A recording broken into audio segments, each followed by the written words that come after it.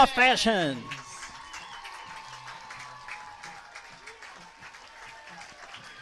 Carter Johnson, a little flare to right field. Found the outfield grass, and Broken Bow has won the Mid-Nebraska League Championship. He's just a strong opponent for any wrestler. I mean, undefeated state champ last year in the state finals the year before, a three-time state medalist, and there, really nice takedown. Good fluid motion by a guy that's wrestling 195 pounds. Brady Skinner with it, up top. Fay at the buzzer, Wow. Hits the three, nice looking shot. To Folkers, back at the Grant, long three, got it! Nice. Cash attacks, double, almost triple teamed, out to Connell, deep three, wow. Hit it. That's a three for South Loup. I have to make sure I set my cruise control when I drive after I watch this event. Yeah, exactly. Car 204, the Yellow Viper of Ryan Firstenau. Oh. Hello to all our viewers out there. Thank you very much for tuning in. You get a look at where we're talking to you from. You get second, 6, and now 5. Pandorf atop of the key 3. Good! Pandorf at the buzzer. Johnson hammered out towards center. Home, going back. Home will dive, and did he make the catch? He did! Caden Home, a diving catch across his body to the right. Ball comes out of there. Who's going to hop on top of it? It's going to be scooped up by Cooksley. Inside the 30, the 20, 15, 10. Can he get there? He can. It's 6 points for Sandhill Thedford on defense. The scoop and score. Calaros sends it in the corner to Santos, a 3, got it. His third from downtown in the quarter. With the bounce, gets it into Ryan. Ryan, nice post move, lays it up and in and scores 2. 10.2 seconds left. Plays it out to Pandorf, top of the key. Long 3, she puts it up, and that's going to go. And they turn it over, does Hyannis. More could be showtime, goes up and jams it. What a way to end the half for Mullen.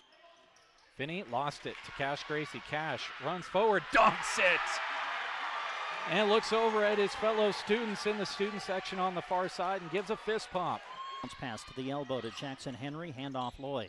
Loy picked up by Miller. Loy bounces it inside to Henry. He'll put it up and score! And Ansley Litchfield has their first lead of the game. That's a good-looking car out of Laramie, Wyoming again. Can't get it to go. Lance Jones the rebound. Throws it ahead to Cash Gracie. He puts it home with one hand on the dunk.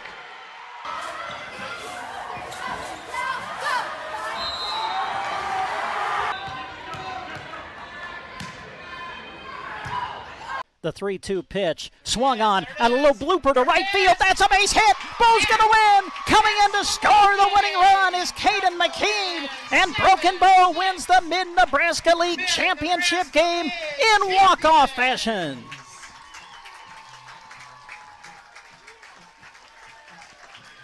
Carter Johnson, a little flare to right field. Found the outfield grass, and Broken Bow has won the Mid-Nebraska League Championship. He's just a strong opponent for any wrestler. I mean, undefeated state champ last year in the state finals the year before, a three-time state medalist, and there, really nice takedown. Good fluid motion by a guy that's wrestling 195 pounds. Brady Skinner with it, up top. Fay at the buzzer, wow. Hits the 3, nice looking shot. To Folkers, back at the Grant, long three, got it! Nice. Cash attacks, double, almost triple teamed, out to Connell, deep 3, wow. Hit it. That's a 3 for South Loup. I have to make sure I set my cruise control when I drive after I watch this event. Yeah, exactly. Car 204, the Yellow Viper of Ryan Firstenau. Oh. Hello to all our viewers out there. Thank you very much for tuning in. You get a look at where we're talking to you from. You get second, 6, and now 5. Pandorf atop of the key 3. Good! Pandorf at the buzzer. Johnson hammered out towards center. Home, going back. Home will dive, and did he make the catch? He did! Caden Home, a diving catch across his body to the right. Ball comes out of there. Who's going to hop on top of it? It's going to be scooped up by Cooksley. Inside the 30, the 20, 15, 10. Can he get there? He can. It's 6 points for Sandhill Thedford on defense. The scoop and score. Calderos sends it in the corner to Santos. A three, got it. His third from downtown in the quarter. Cody with the bounce, gets it into Ryan. Ryan, nice post move, lays it up and in and scores two. 10.2 seconds left. Plays it out to Pandorf, top of the key. Long three, she puts it up, and that's going to go. And they turn it over, does Hyannis. More could be showtime. Goes up and jams it. What a way to end the half for Mullen. Finney lost it to Cash Gracie. Cash runs forward, dunks it, and looks over at his fellow students in the student section on the far side and gives a fist pump. Bounce pass to the elbow to Jackson Henry. Handoff Loy. Loy picked up by Miller. Loy bounces it inside to Henry. He'll put it up and score! And Ansley Litchfield has their first lead of the game. That's a good-looking car out of Laramie, Wyoming again. Can't get it to go. Lance Jones the rebound. Throws it ahead to Cash Gracie. He puts it home with one hand on the dunk.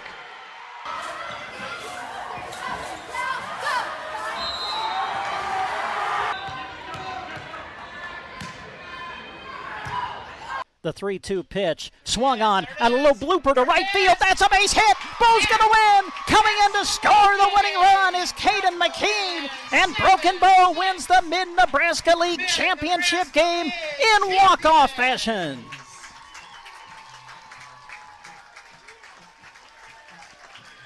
Carter Johnson, a little flare to right field. Found the outfield grass. And Broken Bow has won the Mid-Nebraska League Championship. He's just a strong opponent for any wrestler. I mean, undefeated state champ last year in the state finals the year before, a three-time state medalist, and there, really nice takedown. Good fluid motion by a guy that's wrestling 195 pounds. Brady Skinner with it, up top. Fay at the buzzer, hits the three. Nice looking shot. To Folkers, back at the Grant, long three, got it! Nice. Cash attacks. Double, almost triple teamed, out to Connell, deep three. Wow. Hit it. That's a three for South Loup. I have to make sure I set my cruise control when I drive after I watch this event. Yeah, exactly. Car 204, the Yellow Viper of Ryan Firstenau. Oh. Hello to all our viewers out there. Thank you very much for tuning in. You get a look at where we're talking to you from. You get second, 6, and now 5. Pandorf atop of the key 3. Good! Pandorf at the buzzer. Johnson hammered out towards center. Home, going back. Home will dive, and did he make the catch? He did! Caden Home, a diving catch across his body to the right. Ball comes out of there. Who's going to hop on top of it? It's going to be scooped up by Cooksley. Inside the 30, the 20, 15, 10. Can he get there? He can. It's 6 points for Sandhill Thedford on defense. The scoop and score. Calderos sends it in the corner to Santos. A three, got it. His third from downtown in the quarter. Cody with the bounce, gets it into Ryan. Ryan, nice post move, lays it up and in and scores two. 10.2 seconds left. Plays it out to Pandorf, top of the key. Long three, she puts it up, and that's going to go. And they turn it over, does Hyannis. More could be showtime. Goes up and jams it. What a way to end the half for Mullen. Finney lost it to Cash Gracie. Cash runs forward, dunks it, and looks over at his fellow students in the student section on the far side and gives a fist pump. Bounce pass to the elbow to Jackson Henry. Handoff Loy. Loy picked up by Miller. Loy bounces it inside to Henry. He'll put it up and score! And Ansley Litchfield has their first lead of the game. That's a good-looking car out of Laramie, Wyoming again. Can't get it to go. Lance Jones the rebound. Throws it ahead to Cash Gracie. He puts it home with one hand on the dunk.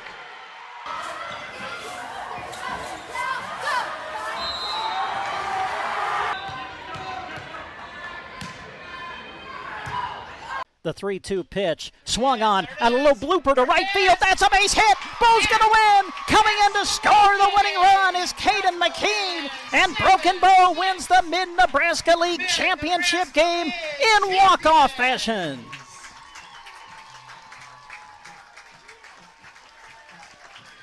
Carter Johnson, a little flare to right field. Found the outfield grass, and Broken Bow has won the Mid-Nebraska League Championship. He's just a strong opponent for any wrestler. I mean, undefeated state champ last year in the state finals the year before, a three-time state medalist, and there, really nice takedown. Good fluid motion by a guy that's wrestling 195 pounds. Brady Skinner with it up top. Fay at the buzzer. Wow. Hits the three. Nice looking shot. To Folkers, back at the Grant, long three, got it! Nice. Cash attacks. Double, almost triple teamed. Out to Connell. Deep three. Wow. Hit it.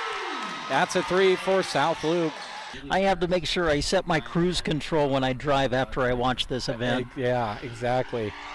Car 204, the Yellow Viper of Ryan Firstenau. Oh, Hello to all our viewers out there.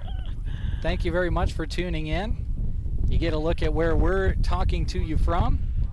you get second, 6 and now 5. Pandorf atop of the key 3. Good! Pandorf at the buzzer. Johnson hammered out towards center. Home, going back. Home will dive, and did he make the catch? He did! Caden Home, a diving catch across his body to the right. Ball comes out of there. Who's going to hop on top of it? It's going to be scooped up by Cooksley. Inside the 30, the 20, 15, 10. Can he get there? He can. It's 6 points for Sandhill Thedford on defense. The scoop and score. Calderos sends it in the corner to Santos, a 3, got it. His third from downtown in the quarter. Cody with the bounce, gets it into Ryan. Nice post move, lays it up and in, and scores 2. 10.2 seconds left. Plays it out to Pandorf, top of the key. Long three, she puts it up, and that's going to go. And they turn it over, does Hyannis. More could be showtime, goes up and jams it. What a way to end the half for Mullen. Finney lost it to Cash Gracie. Cash runs forward, dunks it, and looks over at his fellow students in the student section on the far side and gives a fist pump. Bounce pass to the elbow to Jackson Henry, handoff Loy. Loy picked up by Miller. Loy bounces it inside to Henry. He'll put it up and score! And Ansley Litchfield has their first. Valley Road, as a significant grass fire has sparked in the area in the 3 o'clock hour. Crews from across the listening area continue to go to that fire to assist in controlling the blaze. Again, this is a fire that sparked in the 3 o'clock hour, and within the 3-2 pitch, swung on, and a little blooper to right field. That's a base hit. Bo's going to win. Coming in to score the winning run is Caden McKean, and Broken Bow wins the Mid-Nebraska League Championship game in walk-off fashion.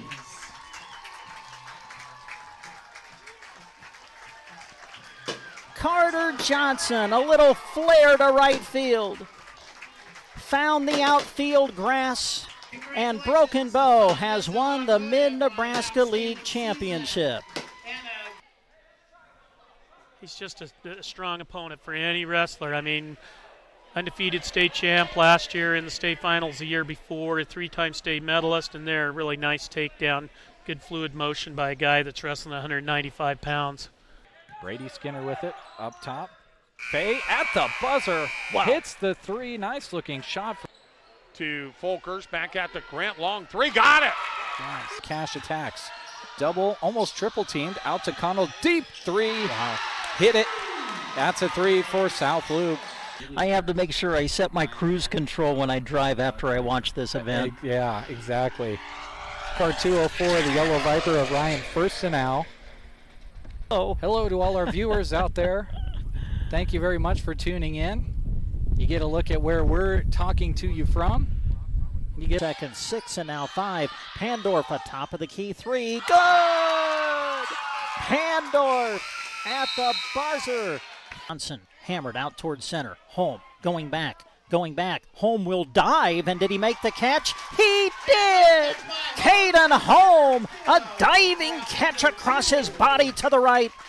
Ball comes out of there. Who's going to hop on top of it? It's going to be scooped up by Cooksley. Inside the 30, the 20, 15, 10. Can he get there? He can.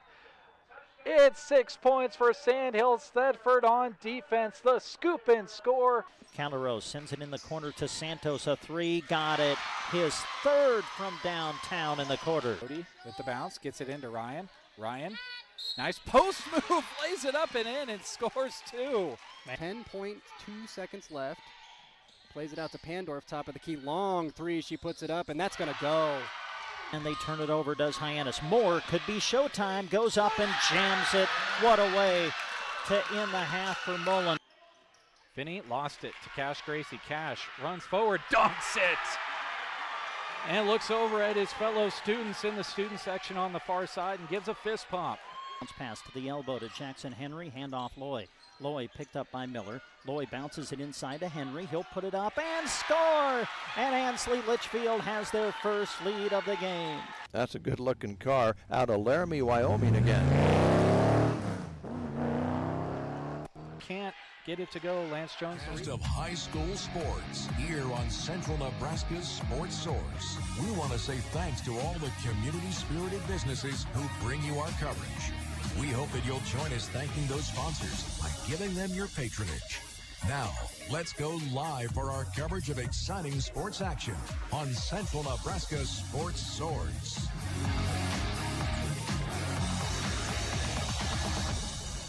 And hi, everybody. We welcome you live to Ansley High School as we bring you live coverage of high school wrestling in the 2024-25 season as we bring you matches from the Ansley Litchfield quad, including Ansley Litchfield, South Loup, Twin Loup, and Overton. Those will be the teams competing here today.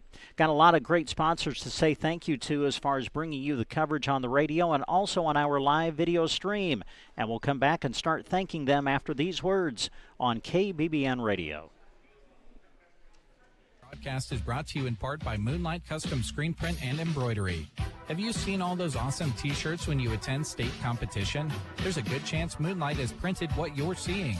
They love partnering with local schools to put your athletic and extracurricular achievements on apparel for fans. Ask them about screen printing, embroidery, and more promotional products. Located in Kearney, serving fellow Central Nebraskans. Visit MoonlightCustomPrinting.com. Everything looks better by Moonlight. Radio coverage of the Twin Loup Wolves is brought to you by the Twin Loup Boosters, whose members include Don and Sue Shada, Dow's Farms LLC, Erickson Law Office, Penske Farms, First National Bank, Govier Brothers Mortuary, Grint Farm Supply, Hamilton Communications, Hermsmeyer Agronomy, Hilltop Ranch, James and Janice Barron, Joe and Cindy Horkey, KCNI KBBN Radio, Krause Angus Ranch, and the Morgan Ranch. Enjoy the broadcast, brought to you in part by the Twin Loup Boosters.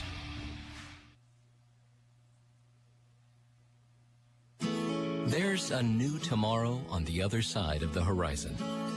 There are promises to honor, work that needs to be done, friendships to enjoy, and people that count on each other.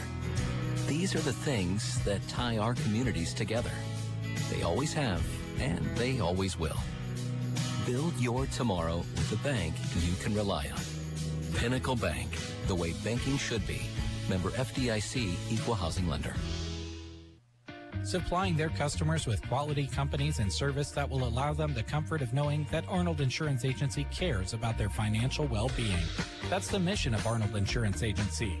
They're proud to help fellow Nebraskans prepare for the unexpected. With locations in Arnold, Brady, Cozad, Grant, Mullen, and North Platte. Go see their family to take care of yours. Visit them online at arnoldins.com or stop by. Arnold Insurance Agency, proud to help bring you this sports coverage featuring our amazing area student athletes. Mills Hardware is proud to support the local athletes. From painting to tools, sporting goods to office supplies, Mills Hardware is the place to go. Always remember, if they don't have it, they will try to get it for you. They have 155 different suppliers that they work with and offer services like hunting, fishing, and park permits, key making, and more. They thank you for your continued patronage of their store. You're very important to them. Thank you from the Mills Hardware and Feed team. Whether the animal you have is small or large, when it needs care, take it to Bierman Vet Services in Arnold. From pregnancy checking to calving assistance, spays and neuters and vaccinations, to emergency on-call care, Bierman Vet Services can help. To access the doctor on call, dial 848-3334 and be sure to like their page on Facebook to keep up with them. Bierman Vet Services of Arnold, proud sponsors of this sports broadcast. Crash, boom, bang. All sounds you never want to hear coming from your vehicle. A1 Auto Repair in Arnold is prepared to fix or prevent those sounds. If you're in need of auto and light truck service and repair, give Josh a call. 848-2542. That's 848-2542. It all starts with diagnosing the problem, then working to get you back on the road quickly with a vehicle you can depend on. A1 Auto Service in Arnold, proud sponsors of this broadcast and high school sports. When you want your fields to do great right now and in the future, contact Trotter Fertilizer. They'll analyze your fields and determine the exact game plan that needs to be put into place with the very best technologies in the industry at their fingertips.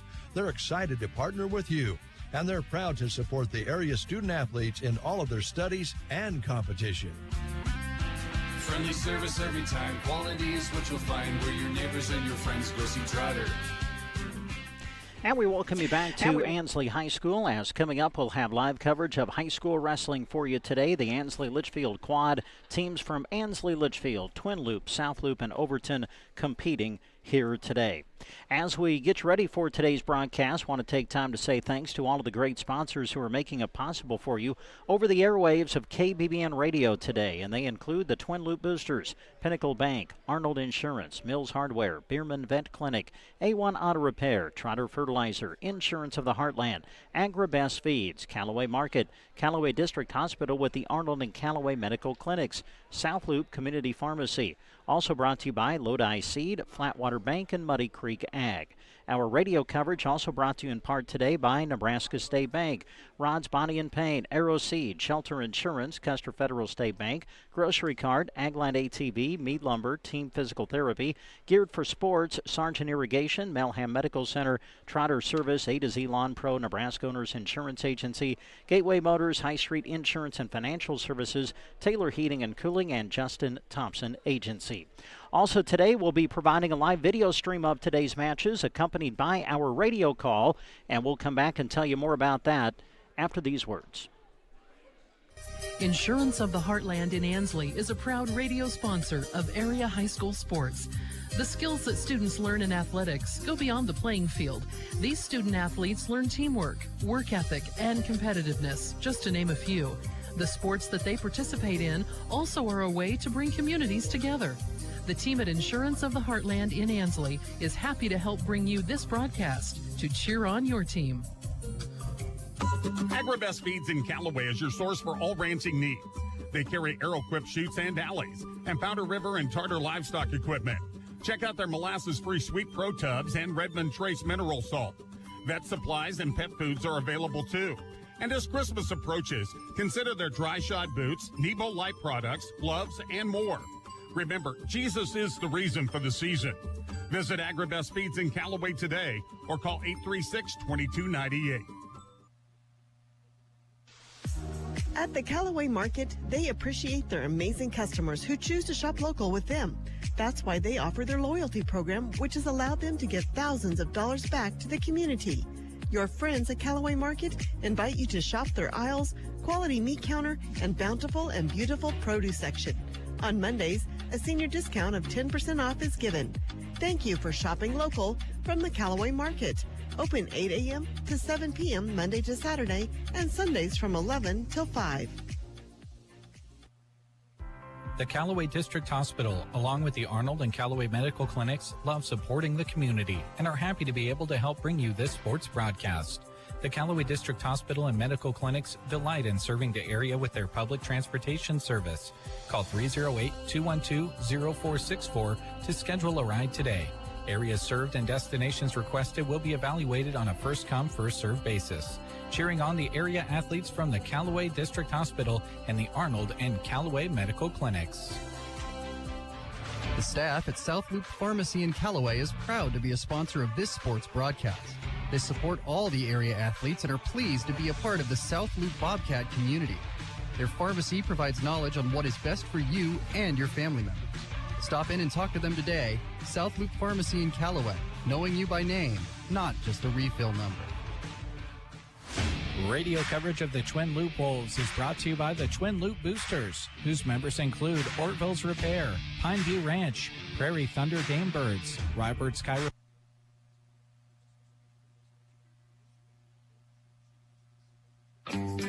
Lodi Seed Service, LLC, your trusted channel seedsman, now serving the Callaway area. They are proud to bring you this sports broadcast. Why choose them? High-quality channel seeds, expertise tailored to your farm, local knowledge paired with global resources, and, of course, unmatched customer service. To get on the path to achieving your farming goals or exceeding them, contact Abe Hinman or T.R. Anderson with Lodi Seed Services, sponsors of this sports broadcast. At Flatwater Bank, we're still committed to calling our customers by name. Because of technology, we may not see you as much anymore, but whether you choose to bank with us online or in person, we're still your hometown bank. We still call you by name when we see you, and we're here for you when you need us. If you're currently not our customer, we would love a chance to show you what you've been missing. Visit us today to start banking with a bank that knows you. At Flatwater Bank, we are still pioneering. Member FDIC. Muddy Creek Ag supports the Ansley Litchfield Spartans. Pete, Ryan, Trey, and Brandy are your suppliers of all feed and seed products, Traeger grills, and seasonings as well. They also have new and used seed tenders and are proud to be Channel Seedmen. Good luck, Spartans, from Muddy Creek Ag. Call them at 308-935-1155. The same people with the same great products on Highway 2 in Ansley. Muddy Creek Ag is proud to bring you this sports broadcast. And again, we bring you back to Ansley High School, getting closer to the start of our wrestling coverage here tonight. The Ansley Litchfield quad with Ansley Litchfield, Overton, South Loop, and Twin Loop.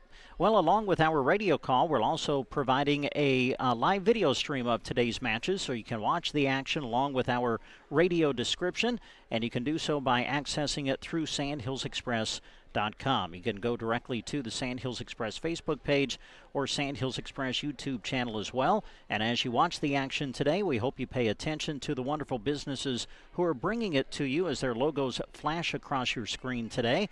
And they include Callaway District Hospital, BD, Grocery Cart, Nebraska State Bank, Agland ATV, Mead Lumber, Culligan, Bailey Crop and Pioneer Seed, Palmer Monument, Insurance of the Heartland, H&R Block, Custer County Exteriors, Norder Supply, Agribest Feeds, Power Solutions, and Muddy Creek Ag. Well, Mr. Kirk Crawley is with us, and we'll get the views of the coach as we get you ready for our wrestling coverage when we come back after this. Fox of Nebraska State Bank. We'd like to sincerely thank our customers for their support and business this past year. We look forward to serving you and Custer County for many years to come. From the NSB family to yours, we hope you have a Merry Christmas and a prosperous New Year. Nebraska State Bank and Trust Company, member FDIC. When your car gets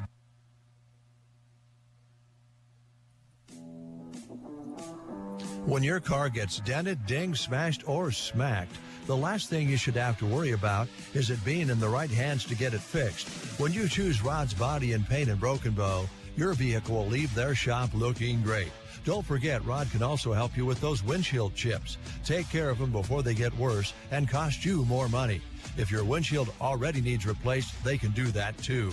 Rod's Body and Paint on the curb, west of Broken Bow. Ag producers, now is your opportunity to secure spring seed and save money too. Arrow Seed is offering early booking and early pay discounts on alfalfa, summer annual forages, and spring small grains. Act by January 10th to save 8% on alfalfa and 10% on summer annual forages. Arrow Seed has clean, quality seed for every need and every budget. Stop by and visit them in Broken Bow or contact your local Arrow Seed dealer today to take advantage of the early order and prepaid discounts. Learn more at arrowseed.com. Greatness doesn't happen overnight. It takes time, focus, and dedication. At Shelter Insurance, we understand that because we put in the hard work and dedication for decades. And that commitment is paid off with award-winning customer service for your auto, home, and life insurance. Contact your local Shelter Insurance agents, Brent Custer or Seth Pearson in Broken Bow. Attention Nebraska farmers. At Custer Federal State Bank, we know that agriculture is more than a job, it's a way of life. That's why we're proud to offer agricultural loans tailored to your needs. Whether you're looking to expand your operations, purchase new equipment, or manage daily expenses, our experienced team is here to help. With competitive rates, personalized service, we're your partners in growth. Visit Custer Federal State Bank today, where your future grows. Custer Federal State Bank, rooted in Nebraska, growing with you. Member FDIC, Equal Housing Lender.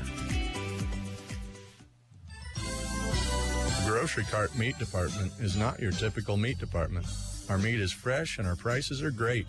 We have a wide selection of beef, pork, chicken, and seafood, with options like Hormel Natural Choice, Smart Chicken, and Certified Angus Beef. You know you're getting quality meat to center your meal around. Come and see us at the Grocery Cart, East Highway 2, Broken Bow.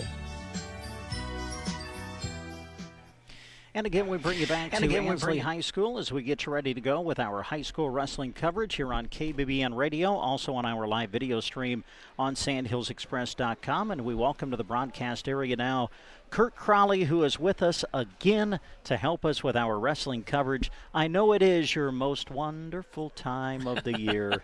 And so it's good to have you here. Always fun to kind of start our coverage here in Ansley. We've done this for several years now with this quad. This year it's going to include Ansley, Litchfield, Twin Loup, and Overton, and now South Loup joins the fold, which is great for us. Of course, the co-op with Callaway and Arnold, so opportunity for us to see some area kids here early. Yeah, absolutely. Yeah, the more the merrier. Great to have South Loup come and get a chance to see the Bobcats a little earlier than what we've done in the past. And Ansley Litchfield wrestling team and their school system here does a great job of running this meet. I really like the format of how it keeps things going, so should make for good radio. Speaking of the format, we'll kind of wrestle two duels at the same time. Basically, there's going to be 3 rounds, and so we're going to have 2 duels going on at the same time, so we'll kind of alternate matches between each duel, and we're going to start with Ansley Litchfield against Overton and South Loup against Twin Loup. That'll be round 1. Yeah, and sometimes, it just kind of depends on how these dual teams match up. With Ansley and Litchfield and Overton, when you come out, like Overton has a 13-pounder, Ansley Litchfield doesn't. Neither one have a 6. So, sometimes they'll bump somebody up out of their weight class to wrestle up a weight to get a match. And so, thanks to track wrestling to kind of help us stay on track with that. And but then when they're done, then those other 2 teams, which in this case the pairing will be South Loup and Twin Loup, they'll step right on the mat, and you don't have a lot of dead space, and it makes for interesting wrestling. It does. Coming into the season, Kirk, some rule changes, and let's start with the scoring changes. Things will be scored a little bit differently this year. Yeah, if you've been watching college wrestling over the years, like some of us do, you'll find that these follow the college rules, and what we used to know as a 2-point takedown's 3 now. There'll be a 4 count for 4 near fall, 3 count for 3 near fall, a 2 count for 2 near fall, and that just emphasizes offensive wrestling. And hopefully I won't call a 2-point takedown tonight because it's 3. Well, we'll give you a break if you do. This is our first go at the wrestling season this year. There's some other rule changes, too, regarding out of bounds and stuff. We'll kind of talk on that and touch on that as we go through the matches here tonight. We're going to step away for another timeout. Wrestling is coming up on KBBN Radio. Afraid of falling? Team Physical Therapy can help. 872-5111. Good balance is essential for a healthy, active life. Team Physical Therapy is here to help you stay healthy, improve your balance, and keep you active. 872-5111. Our highly trained physical therapist will design a personalized plan for you to help you improve your stability, decrease risk of falling, and get you back to doing what you love. Don't let that balance issue keep you at home, or if it does, we could come to you. Call Team Physical Therapy 872-5111. Need stocking stuffers? Geared for Sports in Broken Bow has you covered. This week, they are on sale for 25% off. Some stocking stuffers include socks, water bottles, stocking caps, hats, and if you ask Scott, you never know what might fit in his stocking. Finish off your shopping with the help of Geared for Sports. Stocking stuffers 25% off. Open Monday to Friday 10 to 6, Saturday 10 to 4, and on Sundays noon to 4 through Christmas. Geared for Sports, west side of the square in Broken Bow. Sargent Irrigation may be known worldwide, but their roots are right here in central Nebraska, something they are very proud of. They hire right here in the heartland and know their success is due to those quality employees. As a way of showing support for the community, Sargent Irrigation sponsors high school sports broadcasts, so those unable to attend can follow the action. Enjoy the broadcast, sponsored in part by Sargent Irrigation in Broken Bow. Ready or not, here comes the chilly season. Are you already noticing some cold drafts coming into your home, chilling the air? Don't make your heating system work harder than it needs to. Talk to Mead Lumber in Broken Bow about insulation solutions to keep the cold where it belongs, outside. The helpful staff at Mead Lumber in Broken Bow can offer solutions that will save you money when the weather gets chilly. Talk to them today, East Highway 2, Broken Bow, Nebraska. The student athletes you're cheering on during this broadcast practice and study in order to get their competition and schoolwork done right. At Trotter Service, they do the same, except with your vehicle repairs. Whether you need a new battery, brake work, an alignment, tires, wheels, or an overhaul, trust their auto repair specialists to tackle the job. Don't forget bulk oil and fuel delivery and on-the-farm tire truck service too. Proud to help bring you this broadcast, Trotter Service in Broken Bow. And we welcome you back to Ansley High School, getting ready to go now with our opening duel of this tournament. It's a quad with Ansley, Litchfield, Overton, South Loup, and Twin Loup. As we mentioned, kind of 3 rounds. Match 1, Ansley, Litchfield, and Overton. Match 2, South Loup and Twin Loup. Will kind of alternate between duels as we bring you the action here in this opening round. In the second round, Ansley, Litchfield will duel Twin Loup. Overton will go up against South Loup. And then in the final round, Ansley, Litchfield against South Loup, and Twin Loup will take on Overton. Brent Apperson with Kurt Crowley, and you'll just have to kind of bear with us, especially as we get going here. Again, as Kurt mentioned, we'll have some teams that are open in some weights, so we'll have some walkovers. I think we're going to get one right now with South Loup getting a walkover over Twin Loup here in their match as we get this duel started. So we'll just kind of lean on track wrestling, and we'll try to keep you up to date as best we can. Yeah, and I believe that was Noah Hyatt that stepped out the 6-pounder. He's the only 6-pounder, I believe, here today, so he'll pick up some forfeits on the way.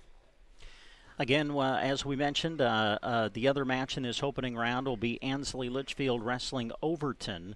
And we've got an Overton wrestler checking in at the table. So once they get everything loaded on track wrestling, we'll be able to look at it and give you the particulars as to what things will be happening here. And it looks like Overton's going to get a walkover in this weight class as well, as the Overton wrestler gets his hand raised. So once things get posted on track wrestling, and sometimes it takes a few minutes for that to get posted, we'll give you the official results. And then, of course, when we're done, we'll kind of recap everything for you as far as how the duels went out here in this opening round. You look at the teams that are involved, Ansley, Litchfield, Overton, South Loup, and Twin Loup. All 4 of these teams competed last week at the Twin Loup Invitational. So looking at some of those matches that occurred, we might get some rematches of some things that happened in that tournament last week. And there were some good matches that happened amongst these 4 teams if they matched up against one another in a weight class last week. So if we get some of those rematches, that'll be kind of fun to watch here today. Kirk's kind of keeping an eye on things. We got South Loup and Twin Loup reporting to the table, and it looks like we might get an open weight for Twin Loup here coming up. Yeah, I believe 120 you're going to get Josiah Coleman stepping out. Twin Loup hasn't got anybody until we get to 132 pounds, so Josiah's picking up a forfeit there for the Bobcats. We can go back to the duel between Ansley, Litchfield, and Overton in this opening round. Hayden Cantrell was the one who came out at 113 pounds and got the win by forfeit there. Both teams open at 106. Both teams open at 120 in the Ansley Litchfield Overton matchup. Now we go back over to the Ansley Litchfield duel. And it looks like Overton they're open. Both these teams don't match up very well in those lower weights. Yeah. And when you get into situations like this, Kirk, with some of the smaller teams, the Class D teams, you have teams that come in that don't have a full roster, so you can get situations like this that develop depending on where you have guys in weight classes and where you don't, obviously. Yeah, and you can bump kids up. I mean, you can bump up, but you can only bump up one weight class. You can't. It's not like you can have a 6-pounder bump up to 126. So sometimes these things happen. It's totally out of everybody's hands. So we'll keep you up to date with what's happening with the Ansley Litchfield Overton duel. I think we're going to get a match here coming out to the mat soon. Up to this point, both teams have been open at 106. Hayden Cantrell got the win by forfeit at 113 for Overton. Both teams were open at 120. Donnie Lawrence came out for Ansley Litchfield, got the win by forfeit at 126. So if you look at the dual score, we're tied right now 6-all, and we're going to get a match coming out to the mat, and we're going to turn it over to Kurt Crowley. He's got the call for you right here on Central Nebraska's Sports Source. And stepping out here are 132-pounders, Keegan Ritchie of Ansley Litchfield, just underway, and he's wrestling Overton's Dalton Muirhead. And again, this is just a one-mat event, so even though we've got multiple duels going on, they're just going back and forth. This match underway.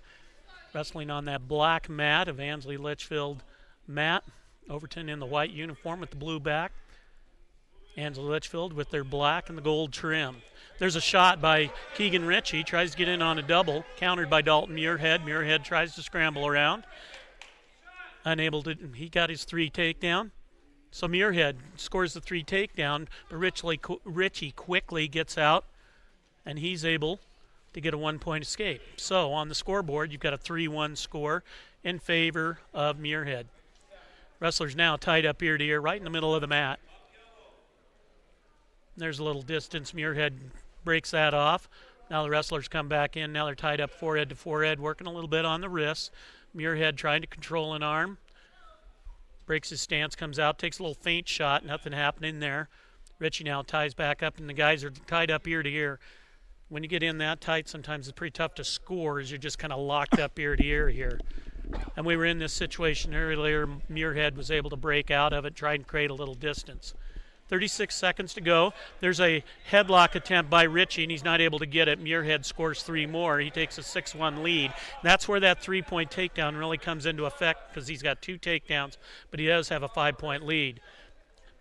Now, Ritchie broken down 2-on-1 ride here by Dalton Muirhead, just running him forward. 15 seconds to go here in the first period. Ritchie trying to force himself up, unable to get his hips up. Good job of officiating there, talking to Muirhead a little bit, getting him a little more active. Muirhead back on that 2-on-1, riding the left side, and that concludes your first period. Dalton Muirhead of Overton with the 6-1 lead with his 2 takedowns. Choice is going to go to Keegan Ritchie of Ansley Litchfield. Keegan defers. Muirhead looks over at his coach, and he's going to go down. So Dalton Muirhead takes his 6-1 lead down here in the second period. These are 132-pounders. Overton wrestler getting himself set. Mr. Lewis signals for Ritchie to get aboard, and here we go. Muirhead pods up, gets up to his feet, trying to turn in. Ritchie trying to bring him back, and he's successful getting back to the mat. Left hand half in by Ritchie, but Muirhead turns in hard on that. And now he's coming around back, and he scores a 2-point reversal. So Muirhead of Overton now has an 8-1 lead. 8-1 lead, 2 takedowns, 2-point reversal. 8-1 lead for Muirhead, riding right along the out of bounds, right in front of the table. But we do end up out of bounds. So as we come back in, I'll talk a little bit about that out of bounds rule. Again, if you've been watching college wrestling, this is more like the college wrestling rule where you just have a cylinder on the line all the way to the ceiling. If you've got a toenail that's cracking that cylinder, we still wrestle. So I love that rule. Keeps wrestling going along the edge of the mat. There's a nice little stand-up by Richie. Controls the hand, turns out, scores his one. So Keegan now has 2 escapes. He's trailing 8-2. But remember, 3-point takedown this year. Richie looking for his first takedown of the match, trying to get himself right back into things. There's a right-hand tie by Muirhead. Overton wrestler now tied up in there. Drops down to his knees, tries a little snap action, but again, wrestlers tied up ear to ear. There they break apart. Muirhead comes back in, has a left-hand collar tie, trying to control the left arm of Richie. Tries to snap him down. We're right in the middle of the mat now. Good opportunity for somebody to score here, but again, tied up ear to ear. And there's a little head-heel action by Muirhead. Again, Richie tries that headlock. And Muirhead's trying to circle around back. He's got to pop the head out to get the 3, and he does. Dalton Muirhead circles around, pops his head out, and gets his 3-point takedown. So now it's an 11-2 lead. And you can see with that 3-point takedown, things go fast. There's a right-hand half. Muirhead just cranks Richie over. Richie trying to work off his back. Muirhead trying to get him settled down. You've got about less than 10 seconds to go here in the period. Question is, can Keegan Richie survive this? 4 points are being held by the official, but there's the fall right before the whistle. And the pin is before the buzzer. And your winner by fall, Dalton Muirhead of Overton over Ansley Litchfield's Keegan Richie at 132 pounds. So that'll be 6 more points added to Overton in the dual team score. Again, the duels going on during this round. Ansley Litchfield wrestling Overton, South Loop wrestling Twin Loop. We'll give you a little bit of an update on the Twin Loop South Loop duel. Haven't seen a match wrestled in that duel yet. Noah Hyatt of South Loop came out at 106, got the win by forfeit there. Both teams open at 113. Josiah Coleman of South Loop came out unopposed, got the win by forfeit at 120. Both teams were open at 126, and now it looks like Twin Loop is going to get 6 points as they will come out. Traven Shada is going to be unopposed at 132 pounds. So as we look at your score now in the duel, it is South Loop leading it by a score of 12-6. As we'll put the focus back on the duel between Overton and Ansley Litchfield as 2 wrestlers are coming to the table to report. And these are 138-pounders. Owen Brott of Ansley Litchfield stepping out, representing Overton, Wyatt Kyle. Guys are just in the middle of the mat. Owen Brott, a freshman for Ansley Litchfield. Wyatt Kyle of Overton representing them. He's a junior. There again, another headlock by Ansley Litchfield, but this time Brott gets the headlock. And now he's trying to settle Kyle down. Nice move there by Brott. Now he's got all kinds of time. Kyle's doing the right thing, trying to get hip to hip, trying to get a leg hooked. Brott's got a long time to just kind of let him settle down. We're 30 seconds into the match. So you know the Brott's got 4 earned. He's got his 3-point takedown. But right now he's thinking, let's get the fall. There's a nice little kick by Kyle trying to get himself turned out. Things are starting to settle now. That's a long time to be there, and we're in the middle of the mat now. Kyle trying to roll through, and man, what good guts there by Wyatt Kyle. He's able to get out of that situation. There's your 4 near fall. It's 7-0. Kyle up to his feet now, trying to peel hands, trying to get the 1. He turns out and gets his 1. So Wyatt Kyle survives a headlock. He's trailing 7-1. And you can see again with the new scoring how things can really jump up in the score. But credit Wyatt Kyle. He had a chance there to just punt and call it a day. Didn't do that, and he's still wrestling. So we're in the middle of the 10-foot circle now. Brott measuring with the right hand on the head there. You can see Kyle trying to control, work a little ball bat. Brott breaks that off. Wrestlers now doing a little fighting there. You can see Kyle trying to work a little ball bat action, drag down to a single leg. Brott not cooperating there. Wrestlers break apart. Brott paws at the head. There's a shot by Kyle in on a single leg, and there Brott comes up and almost comes into another headlock situation. Official timeout here. Looks like we're back on the block. We've got 18 seconds to go here. It's a 7-1 lead for Ansley Litchfield's Owen Brott. Wrestlers in the neutral position there. Brott kind of stalking. There's a shot by Brott. Paws ahead, comes underneath. Kyle able to fend that off easily. Come back to the middle of the mat. Down to 5 seconds to go in the first period. Little feint shot by Brott. That's the end of the first period. It's a 7-1 lead for Ansley Litchfield's Owen Brott. Choice is going to go Ansley Litchfield's way. It looks like Owen's going to go down. So he'll take his 7-1 lead. Ansley Litchfield wrestler Owen Brott goes down here in the second period. Here Kyle mounts up on the left side. Brott quickly to his feet trying to peel hands. Kyle unsuccessful in returning him. Brott scores the 1. So what was 7-1 is now 8-1. Again, Brott, paw in the head. Kyle circling to his left. He's got a right foot lead, but he's circling to the left here. Brott pretty squared up in the middle. There's a nice shot by Kyle. He gets to the leg, but he's unsuccessful in bringing his hips to the party, and we come back up. Now we're in the neutral. Again, Brott paw in the head. Kyle breaks his stance, comes back in. Brott with that right hand on the collar tie, but would like to try to tie up an arm. Kyle not cooperating. Wrestling in the middle of the mat. Got a lot of space here. Brott again, paw in the head, paw in the head. We'll see if he takes a shot off one of those. Kyle with a little feint shot. Wrestler's working from a distance now. Again, Kyle circling left. There's a shot back. He'd like to get to a single leg on the other side, but he's not committing enough to the shot to get to the leg.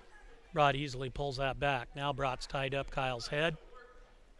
Trying to bring him in. Wrestlers are now tied up, and Kyle would like to break out of that, and he does. Kyle again back on his bicycle, circling left, trying to get that 2-on-1. Brott keeps that right hand on the head of Kyle, but he hasn't taken a shot yet. We'll see if Owen is. Here comes that shot. Owen tries a single leg. He does catch up to it now. He's got the leg up, comes up around the waist. Kyle looking to get some type of flyer action, but unable to do it. Brott sets him down. There's 3 more for a takedown and puts him to his back. Here's 4-point near fall, so 7 more points on that situation. Should be a 15-1 score. There you can see Kyle comes out, a little hip lifter there. Gets a little elevator. He comes out, scores the 1. So 2 in the book, and it's 15-2 as your score. Red's choice is Owen Brott. No one's going to go neutral. So it's 15-2. You've got a 13-point spread. You have to have a TF of 15 or better. So Owen looking. Oh, looks like we've got to change of plans.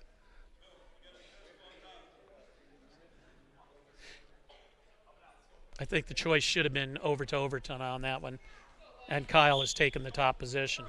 Brott now comes to his feet. Kyle with a nice mat return there by Wyatt. Overton wrestler with the mat return. Here comes Brott. Good job of getting right back up to his feet. Kyle drops down to the leg, and we'll see if we stay in bounds. We do. There's a 1-point escape for Owen Brott. And now you got a 14-point spread. So if Owen can secure a takedown here, you've got a technical fall happening. Should be 16-2 is your score, 14-point spread. Owen Brott. Owen looking for that takedown. If he wants to try to get a fall, he'll have to take him directly to his back. But a takedown will give him TF here. So here's where you don't need to take a lot of shots. You just need to take a good shot. There, Kyle takes a shot in, but Brott has his head down. Kyle can't penetrate now. Kyle's got a heavy on the head. He's stuck underneath Brott.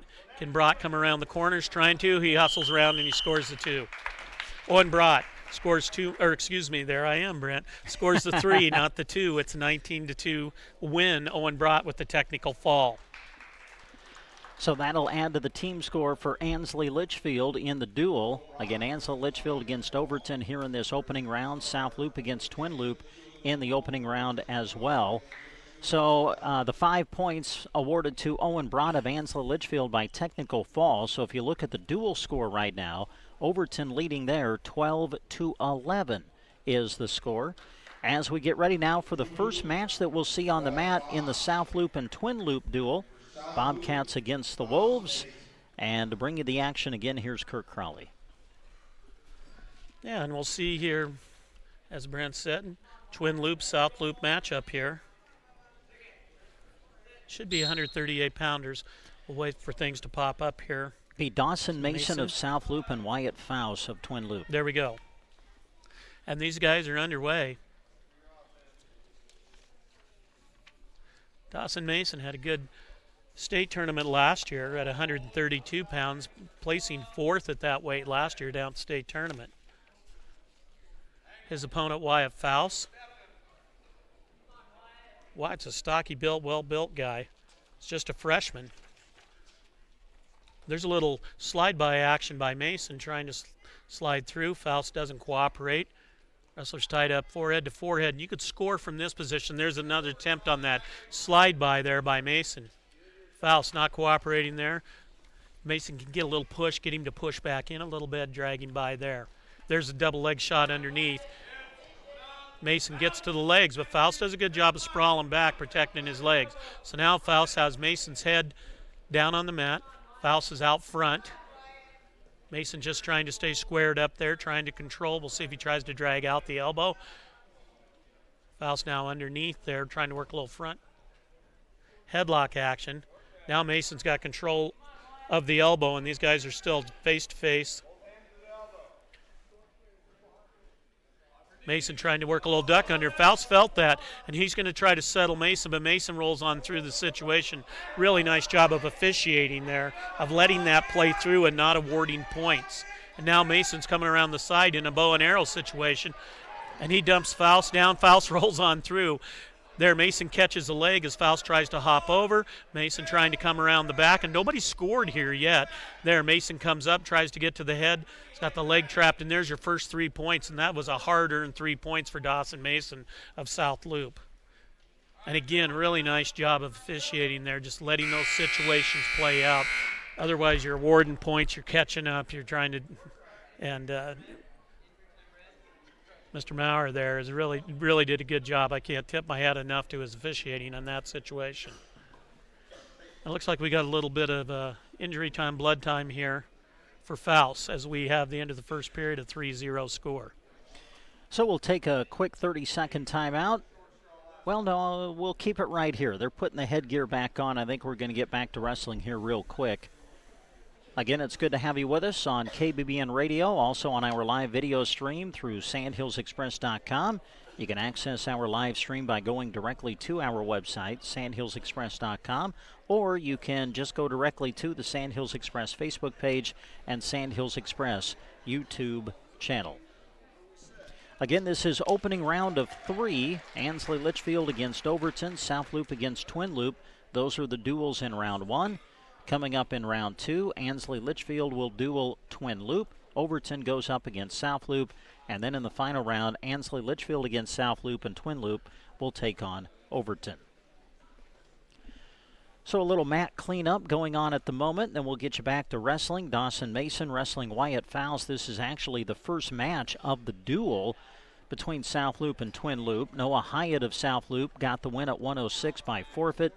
Both teams were open at 113. Josiah Coleman of South Loup got the win by forfeit at 120. Both teams open at 126. Travis Shada got the win for Twin Loup at 132 as South Loup was open at that weight class. So here at 138 pounds, this is the first match of the duel as Dawson Mason is wrestling Wyatt Faust, and it looks like the two are just about ready to resume wrestling. Yeah, we'll start here at the second period, and looks like the choice is going to be Wyatt Faust's choice as Mason deferred, and Wyatt's going to take the down position. Faust, again, listed as a freshman here, and he's a pretty stocky built freshman, done a really good job here with a state medalist in Dawson Mason of South Loup. Got a little hold up here just with table help trying to catch up here. But remember, you got a 3-0 score. Mason able to get the takedown. He scored the 3-point takedown in a really hard-fought scramble there. Both guys were just a freckle away from scoring it here and there, and Mason finally came out of the scramble and got his 3-point takedown. Trying to get the clock set back here. Electronics. When they work, they work. When they don't, I can't fix them, right? There you go. Okay, here we go. We're just about ready to rock and roll here. Clock is set. Mason's going to mount up on the right side. And here we go. Faust quickly to his feet. Peel in the hands. And he comes out, scores his 1 point. So Wyatt Faust of Twin Loup, he's on the board with the 1-point escape. It's 3-1.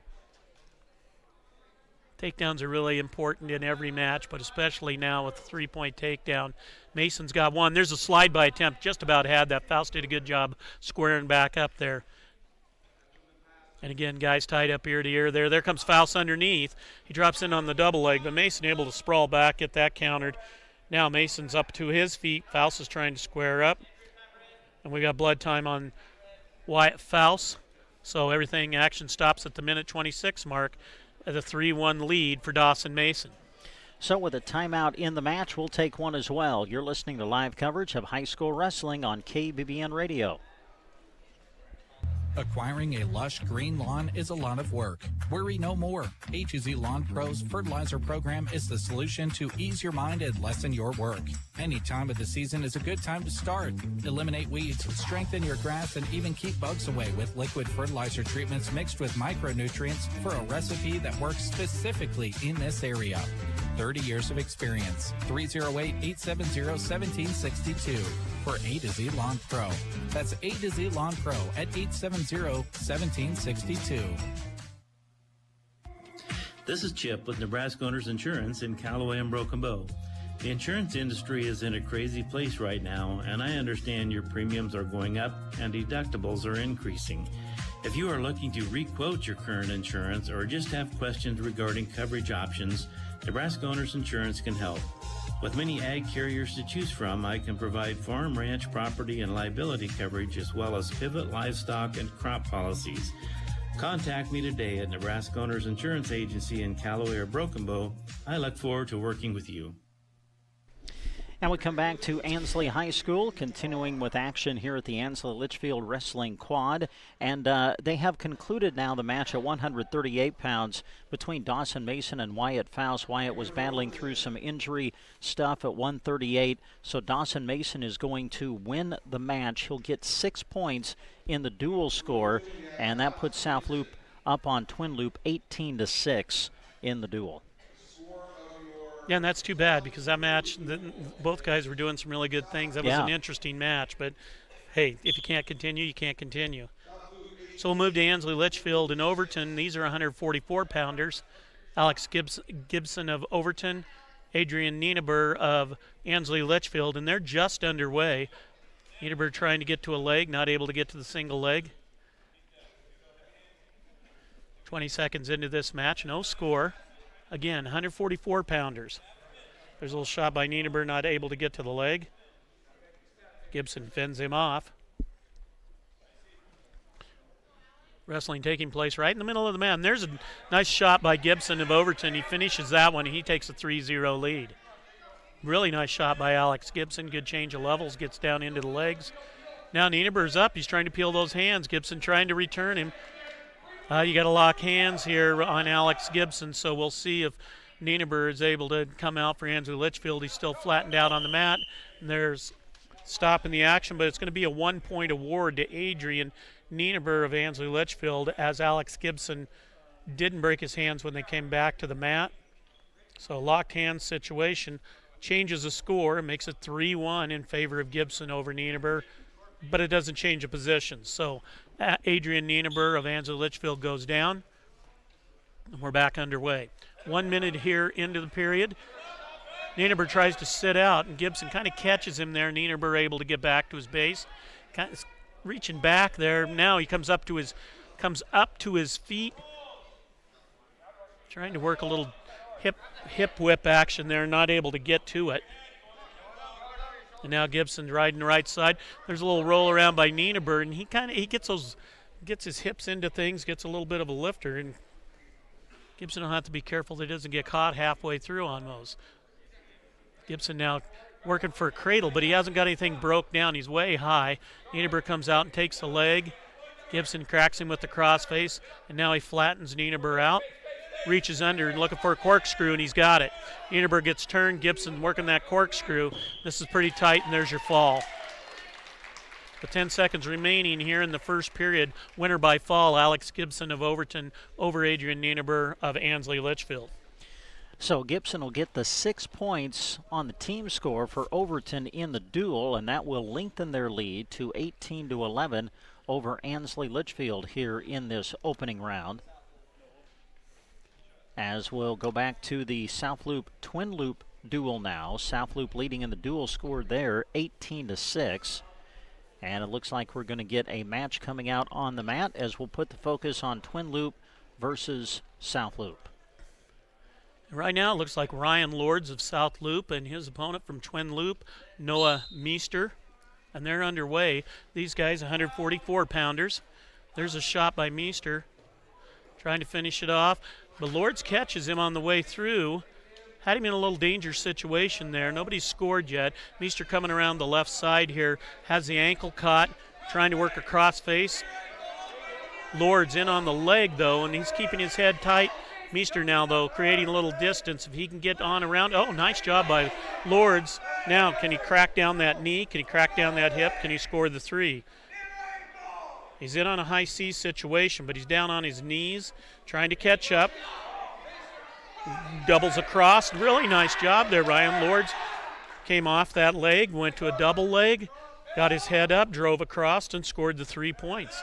First 3 points of the match. Ryan Lords leads it for South Loop. Here's a left-hand half by Lords. He's got Meester right in the middle of the mat, and he's got him in some trouble. Little high by Lords, but it's not going to matter. There's the fall.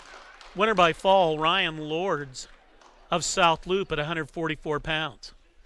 So that will lengthen the lead in the duel for South Loop. That'll make the score 24-6 now, with South Loop leading Twin Loop in the duel, as that match just completed at 144 pounds.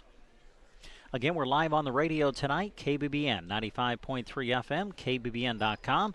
Also live with our video stream, which you can access through SandhillsExpress.com or going directly to the Sandhills Express Facebook page or Sandhills Express YouTube channel.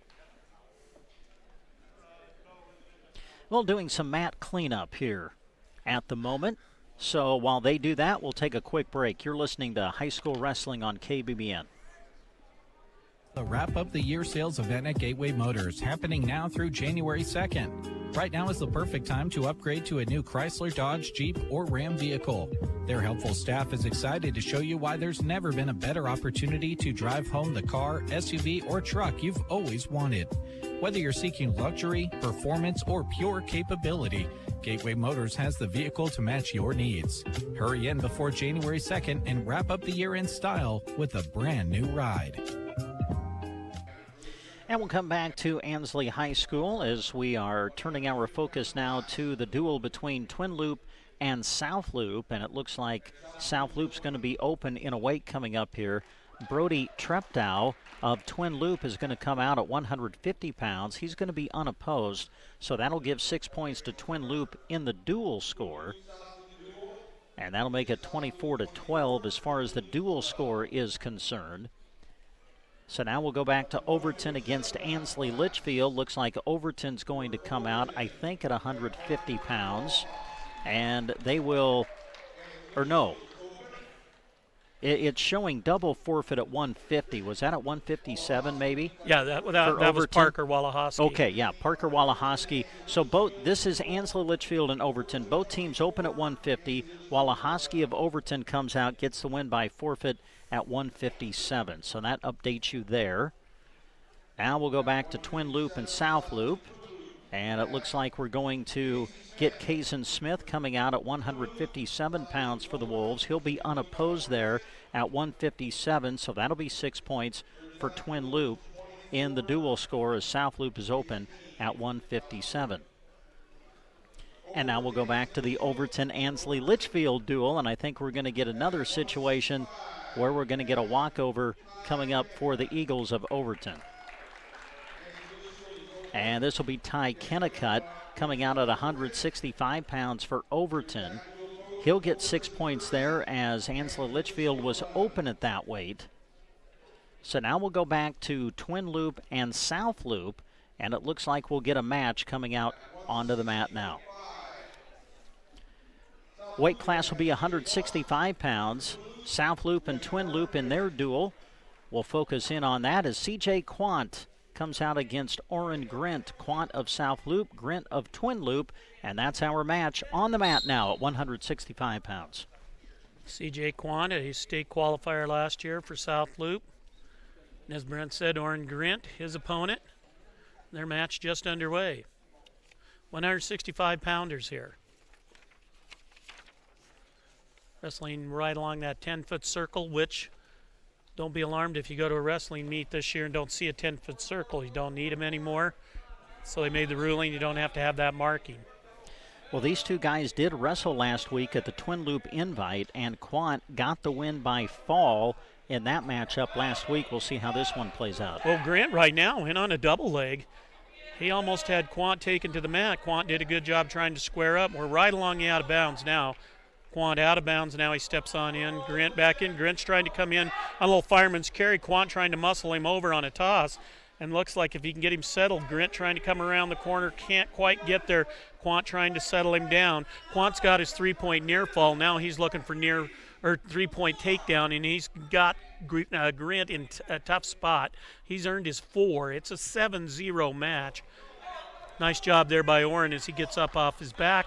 Near fall credited to C.J. Quant. It's 7-0 for South Loop's Quant.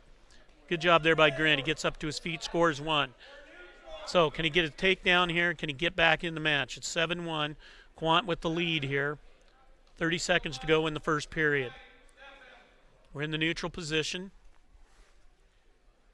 Wrestlers break apart. Forehead to forehead. You can see Quant has the right hand tied up of Grant. Now they break apart. Quant tying up those wrists. We'll see if he's able to get underneath all that. But he does have control of the wrists. Grant's the guy comes in on a little high C action. Quant kind of saw that coming. Sprawls back. We don't have a score yet, and we're not going to have a score as that's the end of the first period. So after one period, C.J. Quant of South Loop leading Orrin Grant of Twin Loop 7-1. And it's going to be Orrin Grant going to the bottom position. He gets set, and here comes Quant. CJ gets on the left side. There's the whistle. Grant tries to drive back, but Quant stops that, nullifies that action, flattens him back out. Grant now trying to get to his base. Quant tries to hop a right-hand half. He's got the bar on the left side. He's got the right-hand half. Grant coming up to his feet, though. Quant pretty persistent, though, with that right-hand half. Now, we got a lot of body parts out of bounds, but we got toes in. And with this new rule, which is, as far as I'm concerned, great, wrestling continues. Quant now trying to come around, trying to walk it. Grant trying to square hips up. Quant has never gotten that right-hand half out of there. Grant gets to his feet, and Quant just tosses him down, and now he's got Grant in all kinds of trouble. And the trouble just ended with the fall. Winner by fall, C.J. Quant of South Loop over Twin Loop's Orrin Grant. So that'll put 6 more on the board for South Loop as far as the dual score is concerned, and that'll increase their dual lead to 30-18 in their duel against Twin Loop. The other duel going on in this round featuring Overton against Ansley Litchfield.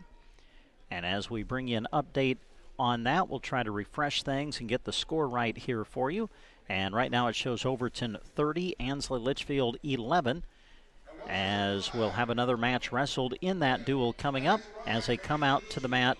Ansley Litchfield versus Overton. Isaac O'Brien of Ansley Litchfield wrestling Mason Dutro of Overton. Wrestling just underway. Dutro regains his feet here. He kind of just dropped right to his keister there, but O'Brien not able to capitalize on it, and wrestling continues. Wrestlers tied up ear to ear. O'Brien gets in on a double leg, and now he's stepping around. Dutro's got the leg caught. O'Brien trying to get a little cross-face action. If he'd lace the leg in, he'd have his 2-point or 3-point takedown. But he doesn't, and now Dutro able to pick that up, elevate it, trying to square up, and here comes O'Brien around the corner, and he scores the 3-point takedown.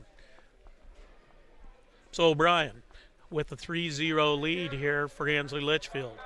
Hooking up the cradle. O'Brien's got his hands hooked together. Can he score near falls? Dutro trying to fight it. Here comes the count. Looks like we've got 4 points earned here. And now O'Brien trying to adjust those hips away from him. Trying to get Dutro settled down. Dutro trying to work the grip, not having any luck there. We've got all kinds of time here. 55 seconds to go in the first period. O'Brien, hands break. Dutro able to get back and survive the situation. There's your 4-point near fall. Isaac O'Brien of Ansley Litchfield with 7-0 lead. O'Brien now riding that left side, reaches under the chest trying to catch the other far arm. Dutro comes up, but he kind of pauses, and O'Brien goes right back to that cradle. He's got his hands locked. He's got 30 seconds to try to get some more back turns. Suicide cradle across his own back, but now he gets on through it. Dutro, again, working on those hands. 4 points have already been counted. They haven't been awarded, but Isaac O'Brien's earned 4 points. So it's a 7-0 lead, but right now Dutro's just trying to avoid getting pinned. You're down to 9 seconds to go here in this period. O'Brien trying to adjust those hips out, trying to get that near inside shoulder down. Doing a good job of that, but Dutro a better job of fighting off of his back. There's your 4-point award at the end of the first period. It's all Isaac O'Brien with an 11-0 lead. So we're going to be neutral here at the start of the second period. Mason Dutro trying to get himself on the board. Isaac O'Brien with that 11-point lead. Just underway here in the second period. Dutro trying to change levels and no penetration there, and O'Brien's got a 2-on-1, drags it down to the single, comes across to the double, steps around. Dutro's trying to catch a leg, but he's not going to be able to do it. O'Brien steps over the leg, and there's your 3-point award. So it's 14-0, and you can see how fast the tech falls right on the horizon here. O'Brien has a 14-point lead, needs one more to get his tech fall.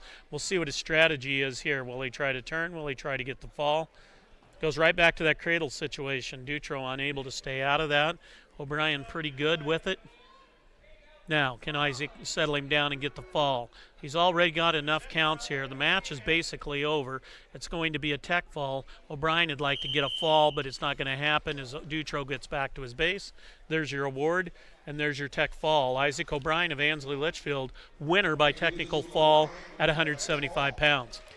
So the technical fall, courtesy of Isaac O'Brien, will add 5 points to the team score for Ansley Litchfield. So the Spartans will add 5 to their team score. Score in the duel now, Overton 30, Ansley Litchfield 16. As we will go back now to the duel between South Loup and Twin Loup. And we'll have a match coming out to the mat as we update you on the duel score. South Loup 24, Twin Loup 18. As we get ready to go to, I believe it's going to be 175 pounds, where we're going to have the match coming up. So we'll have a match coming out, South Loup and Twin Loup, as their duel continues, kind of coming to the final weight classes of each duel now here in this opening round of action. Paxton Bierman of South Loup will come out, take the mat for the Bobcats, and he'll be wrestling Garrett Hazenauer of Twin Loup.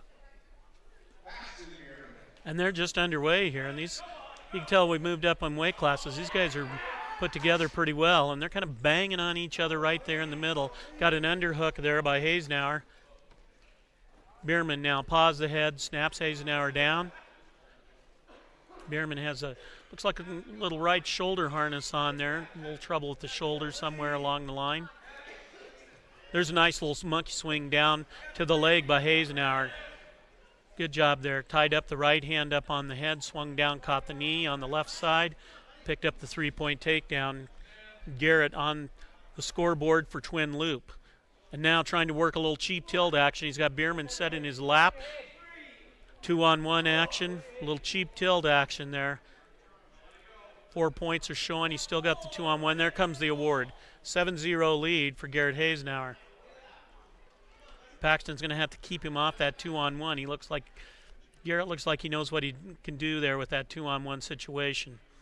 You can rack up a lot of points in a big hurry. Right now, Bierman flattened out on his belly. Hazenauer working the 2-on-1. There, a good job by Paxton. He gets both arms out, gets up to his base. Hazenauer chops in the near arm, brings him right back down to the mat. But Paxton's got his hands out front is what she's going to have to survive. You can see Hazenauer working the wrist now. He's got his right hand under, and there comes that cheap tilt again. Brings him through his own hips. And there's your another 4 points earned.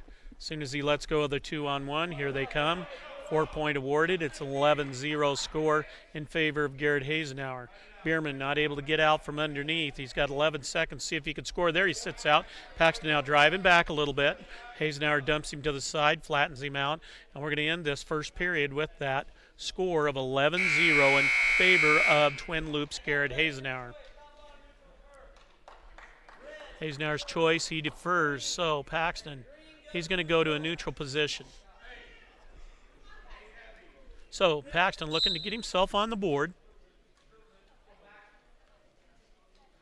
Guys with those cheap tilts they're just so dangerous because they can rack up so many points so quickly, and then all of a sudden the match is just out of hand.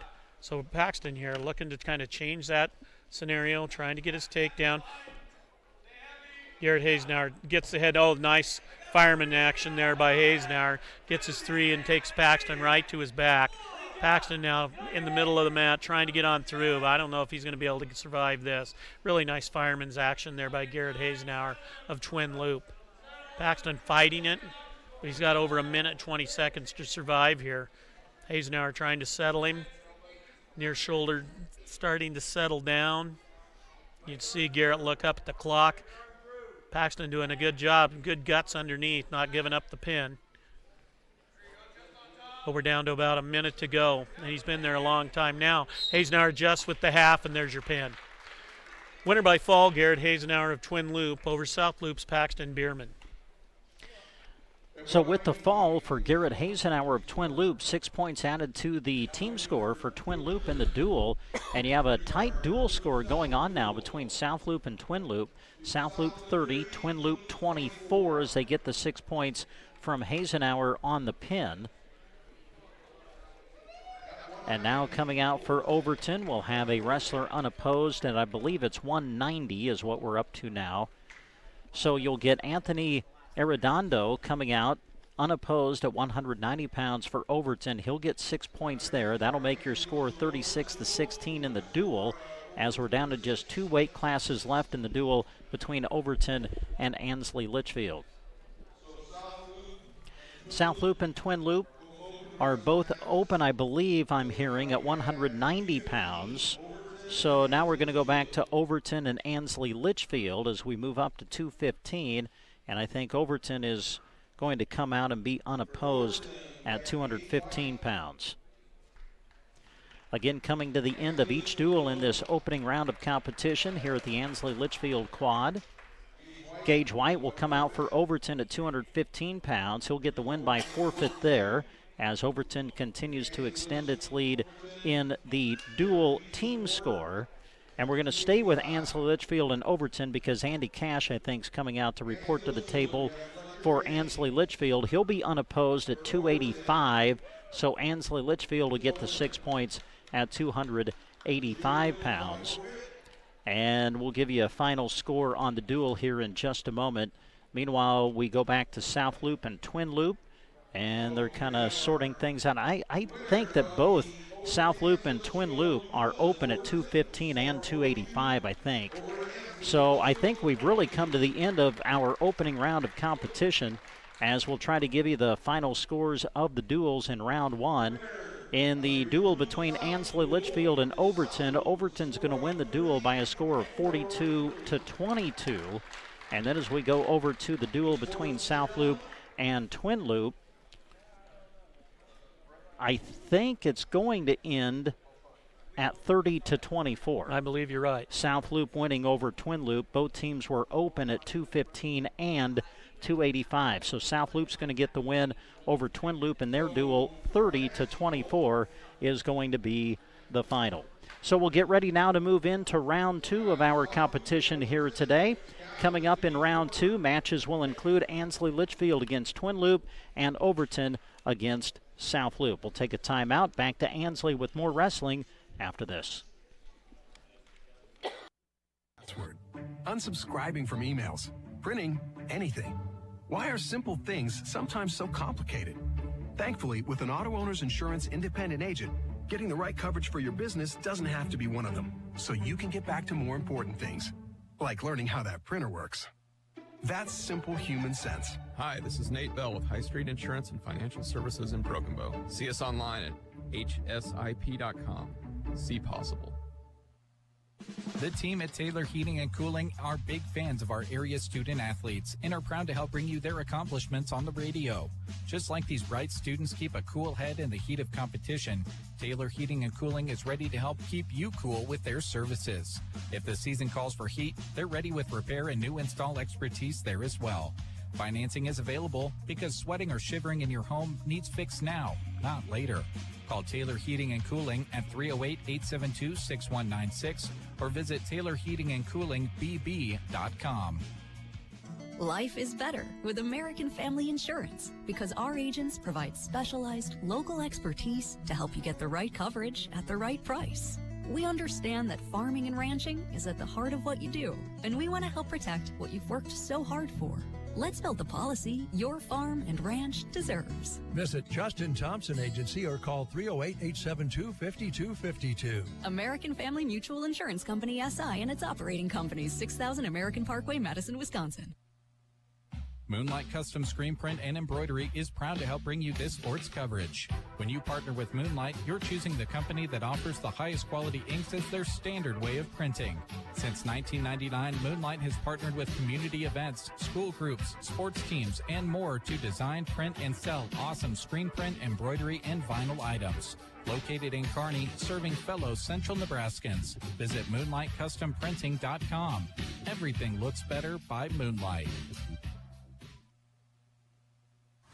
Radio coverage of the Twin Loup Wolves is brought to you in part by the Twin Loup Boosters, whose members include Team Physical Therapy, Terry and Chandra Horkey, TCH Seeds, The Ritz Cafe, Trotter's Grain and Fertilizer, Trotter's Woe and Go, Union Bank and Trust, Upstream Ranch, Valley County Health System, and Wagner Bunkhouse and Cabins. Enjoy the broadcast, brought to you in part by the Twin Loup Boosters. And we come back to Ansley High School. Brent Apperson with Kirk Crowley. We're behind the mic. Jack Simpson behind the camera. We're live on KBBN Radio and also with our live video stream, which you can access through sandhillsexpress.com. All right, we are into round two, and we're not wasting any time as we are starting to get things rolling here in the duels between Ansley, Litchfield, and Twin Loup. Overton against South Loup. Those are the duels coming up here in round number two. And we'll just kind of start to get you caught up here. South Loup versus Overton. We're starting at 113 pounds in this round. Hayden Cantrell of Overton comes out unopposed at 113 pounds, gets 6 points for the Eagles there. So that'll put Overton up. Both teams were open at 120 pounds, and now South Loup is going to come out, and I believe it's 126. And get the win there. We'll try to get you the name and all of the information here in just a moment. So we're rolling through this second round of action. We'll go back over to the other duel that is happening in this round, and that's going to be Ansley Litchfield against Twin Loup. Both teams were open at 113 and 120. So we haven't seen a match yet in that duel. As we go back over to South Loup against Overton, it was Josiah Coleman who came out for the Bobcats at 120 pounds and was unopposed, got the 6 points there. So you had Hayden Cantrell getting the win by forfeit at 113. Both teams open at 120. Josiah Coleman of South Loup got the win by forfeit at 120 pounds. Well, no, wait a minute. Josiah, I believe, did get that. I think you're right, Brent. Did right. Josiah get the forfeit? Well, yeah, I'm sorry. On track wrestling, it's showing a double forfeit at 120, and then Josiah getting the win by forfeit at 120. So, but that was at 120, right? Am I right on the weight class? Josiah at 120. I've got Josiah picking up a forfeit at 120. Right. Yeah. Okay. You see where I was getting confused? I gotcha. They showed double forfeit at 120, and that was throwing me off. All right, well, let's forget about that and know what we are watching, and that's a match, and they're on the mat. It's Ansley, Litchfield, and Twin Loup. Here's Kirk to call it. And these are 132-pounders, and right now, Donnie Lawrence of Ansley Litchfield in on the legs, but Traven Shada of Twin Loup able to fight that off, come around and pick up a three-point takedown. Shada now riding that left side. He's got a left-hand half in. Lawrence able to pull that up off his head, and now you've got blood time as Donnie Lawrence is not injured, just running some blood time. So since we have a little break in the action, we'll take a quick break as well. You're listening to KBBN Radio. There's a new tomorrow on the other side of the horizon. There are promises to honor, work that needs to be done, friendships to enjoy, and people that count on each other. These are the things that tie our communities together. They always have, and they always will. Build your tomorrow with a bank you can rely on. Pinnacle Bank, the way banking should be. Member FDIC, Equal Housing Lender. Supplying their customers with quality companies and service that will allow them the comfort of knowing that Arnold Insurance Agency cares about their financial well-being. That's the mission of Arnold Insurance Agency. They're proud to help fellow Nebraskans prepare for the unexpected. With locations in Arnold, Brady, Cozad, Grant, Mullen, and North Platte. Go see their family to take care of yours. Visit them online at arnoldins.com or stop by. Arnold Insurance Agency, proud to help bring you this sports coverage featuring our amazing area student athletes. All right, we're back to wrestling. Ansley Litchfield against Twin Loup. We're at 132 pounds. Donnie Lawrence of Ansley Litchfield wrestling Traven Shada of Twin Loup. Traven started this situation in the top position here. Lawrence has been close to being out from underneath. Shada did a good job of keeping up with him. Now works a little snap back. Lawrence sat a little long. Shada did a nice job of snapping him back. And there's 2 points awarded to Traven Shada. Twin Loup Wolf able to pick up 2 near fall. Now Shada's got a deep left hand in. Lawrence trying to fight that off, but Shada just cranks him over. He's got the wrist caught underneath. This is pretty tight. Traven Shada of Twin Loup gets the fall with 8 seconds remaining here in the first period. Traven Shada of Twin Loup, your winner. So Shada gets the win over Donnie Lawrence at 132 pounds. And since the win comes by fall, that's 6 points for Twin Loup in the dual score. So Twin Loup takes the lead now 6-0 as we have wrestled through 132 pounds in that duel. Again, in this round, we started at 113. The other duel taking place, Overton against South Loup. Hayden Cantrell of Overton won by forfeit at 113. Josiah Coleman of South Loup won by forfeit at 120. Both teams were open at 126.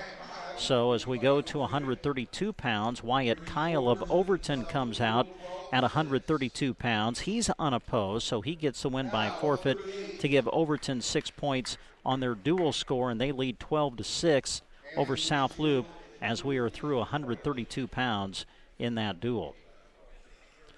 So we'll go back over and focus in on Twin Loup and Ansley Litchfield as we get ready to move to, I believe it'll be 138 pounds. And we're going to see both teams represented at this weight class. And I think representing Twin Loup coming out is Wyatt Faust. And it's great to see Wyatt out there. Wyatt kind of battled through a little bit of an injury situation when he wrestled in the earlier duel for Twin Loup, but it's nice to see him back out, and he'll be wrestling Caleb Aguilar of Ansley Litchfield. This is your match at 138 pounds. Caleb Aguilar, a sophomore for Ansley Litchfield. Faust, a freshman. So a couple underclassmen going at it here. Nice shot there by Faust, good sprawl. But Faust able to catch up. Picks up his 3-point takedown. That was really a nice deep shot. Faust now riding that left side. Aguilar trying to crowd the hip in. Trying to get some hand control underneath there. Faust riding pretty high. Got Aguilar broke down, but the hips are up for Aguilar. You've got a Merkel situation here with the inside leg laced in for Faust. We'll see if he tries to work there. Gets in it. Ties up the head and the arm near side now. Aguilar steps off that leg, though. The Faust scrambles back around back. Good recognition there of Caleb, knowing that that's a trouble situation. Got off the leg. Faust hustles around back. Aguilar's got his hips up, his head's down. Faust now trying to lift that inside ankle, trying to step through. He's got the ankle picked up. Aguilar, though, has caught the foot of Faust. Faust is up on his feet. Aguilar rolls through the situation, but remains in that bottom position. And now Faust has him flattened out along the edge of the mat. Faust trying to come in with the right hand half. Aguilar fighting that off. Faust trying to be persistent. And now you've got the dreaded full Nelson, and that's still a penalty. So 1 point's going to be awarded to Caleb Aguilar of Ansley Litchfield. He's not going to get out of the bottom position. He gets out of that situation. Picks up 1 point for the illegal move by Faust. Faust just didn't get the hand out of there to switch it off. So here we go, 3-1 lead for Wyatt Faust of Twin Loup. He mounts up on the right side. He's got a hammer lock tied up. Aguilar flattened out, and Faust has got that wrist on his back. Right hand of Aguilar now trapped on his back. Now can Faust come up and crave? There he does. Aguilar tries to roll through the situation and able to get on through there. That's one of those where a lot of times you only get halfway through, and that's not where you want to be. And there's the end of the first period. It's a 3-1 lead for Twin Loop's Wyatt Faust. Faust's choice, he's going to defer. Caleb Aguilar of Ansley Litchfield, he wants to go neutral. So a takedown here by Caleb would put him in the lead as he's trailing right now 3-1. There's a long distance double leg, but Faust able to get to the legs, comes around and scores it. 3 more takedown, 6-1. Wyatt Faust of Twin Loop leading. Aguilar trying to drive back a little bit. We're right in the middle of the mat. Trying to drive back, trying to peel hands, but Faust controls that left hand. Now he's got a head lever going. He's brought Aguilar down. He's got his head popped through, comes up, catches the left hand half. Aguilar, can he roll on through? He's trying to get Faust all the way through. Faust trying to adjust back. Aguilar needs to get his hands out in front and get himself settled. We've got a blood stoppage here again. And I believe it's Wyatt that's one with the blood situation. So Wyatt Faust will stop for blood time here. Faust with the 6-1 lead. So with a little blood time here in our match, we'll take a quick timeout as well. You're listening to live coverage of high school wrestling on Central Nebraska's Sports Source. Whether the animal you have is small or large, when it needs care, take it to Bierman Vet Services in Arnold. From pregnancy checking to calving assistance, spays and neuters and vaccinations, to emergency on-call care, Bierman Vet Services can help. To access the doctor on call, dial 848-3334 and be sure to like their page on Facebook to keep up with them. Bierman Vet Services of Arnold, proud sponsors of this sports broadcast. Crash, boom, bang. All sounds you never want to hear coming from your vehicle. A1 Auto Repair in Arnold is prepared to fix or prevent those sounds. If you're in need of auto and light truck service and repair, give Josh a call. 848-2542. That's 848-2542. It all starts with diagnosing the problem, then working to get you back on the road quickly with a vehicle you can depend on. A1 Auto Service in Arnold, proud sponsors of this broadcast and high school sports. And again, we bring you back to Ansley High School, and it looks like they have concluded the match at 138 pounds. Caleb Aguilar of Ansley Litchfield going to get the win and the 6 points over Wyatt Faust of Twin Loop. Really kind of the same situation that we saw when Wyatt wrestled earlier today, Kirk. Just not quite able to finish the match, but have to give him credit for the way he's come out and battled here today. Yeah, I'm not quite exactly sure what went on, but we've seen it consistently happen here. So obviously something that he's battling, and hey, it's a long season, and too bad because Wyatt's been in both those matches, and they've been entertaining matches to watch, just not able to continue. This sports broadcast is being brought to you by Fort County Heating and Air. Owners Brian and Austin serve the area with more than 20 years of combined experience in the industry. Call for a free estimate and timely service. Fort County Heating and Air in Broken Bow, 308-872-2258.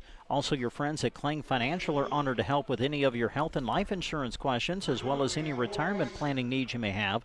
Reach them at 308-872-6810. Kling Financial, downtown Broken Bow at 940 South D Street. Well, it looks like we moved to 144 pounds here with Ansley Litchfield and Twin Loop. Going to be Owen Broad of Ansley Litchfield and Noah Meester of Twin Loop. They're the match at 144. Right now, Owen, right off of his feet, hooked up a cradle. He's got his three-point takedown. He's earned 2 points here. They haven't been awarded yet. He's got 2-point near fall coming. Owen would like to get ahead in the rib and get him dumped and try to get more, but he's not going to be able to. Credit Noah Meester there for fighting out of that situation. So it's 2 points awarded, 5-0 is your score in favor of Owen Brott of Ansley Litchfield. Now Meester trying to step up. He's podded, and when he pods up like that, Brott's come under with the three-quarter stack. If he gets his hands locked up, Meester needs to keep his head up and stretch, drop his hips and stretch out. There, good job there by Meester. Get your head up, move on the bottom. There he goes. Noah now trying to come up and trying to stand up. You see Owen Brott running forward. Owen's got the 5-0 lead. A little over a minute gone here in the first period. There comes Meester again. Now he's potted. Can he come on up? You see Brott again trying to come underneath. This time he comes under and hooks up a corkscrew. Can he get it walked around the front? Brott trying to come around. Meester trying to roll through the situation. There's 2 points have been earned. Now Brott's come on around. He's got a reverse half coming in on the left hand. Nice move there by Owen. Meester trying to fight through. Again, Owen brings him back, settles him, and there's your fall. At the minute 40 mark of the match, your winner by fall is Owen Brott of Ansley Litchfield. So Brott gets the win by fall. That'll be 6 points added to Ansley Litchfield in their team score. So as we view the team score now in the duel, you have Ansley Litchfield leading it by a score of 12-6 as he'll be moving to 150 pounds. So that will move us back over to the duel now between Overton and South Loup. And it looks like we'll have 2 wrestlers coming to report to the table, and we'll continue action in that duel coming up. And it looks like we're going to go to 144 pounds. Alex Gibson coming out for Overton, wrestling Ryan Lords of South Loup. This match at 144 pounds. Wrestlers just getting things strapped up here. And we're underway. As Brent said, 144-pounders here for South Loup and with Ryan Lords. Alex Gibson, Overton's wrestler. Gibson in that white singlet. There's a nice little shot by Ryan Lords. He's got the single leg. Gibson now trying to crossface, trying to straighten the leg out. Lords has got a hold of it. Can he snap it down and cut it down and come around? Right now he's got the hip. He stepped over the feet. Good job there by Ryan. Now elevate the leg, come up to the hip, and work his way up, and he does. There's your 3-point takedown for Ryan Lords. Gibson rolls out of the situation. He's going to get 2 reversal. You got 2 awarded near fall for Lords. And you got Gibson coming out. He picks up 2 reversal and 2 near fall. So I believe your score should be 5. You should have a 5-4 score, I believe. And you've got Lords now. He's come around. He's squared up. He's on the leg. He is actually technically in the bottom position. Score is, yes, 5-4.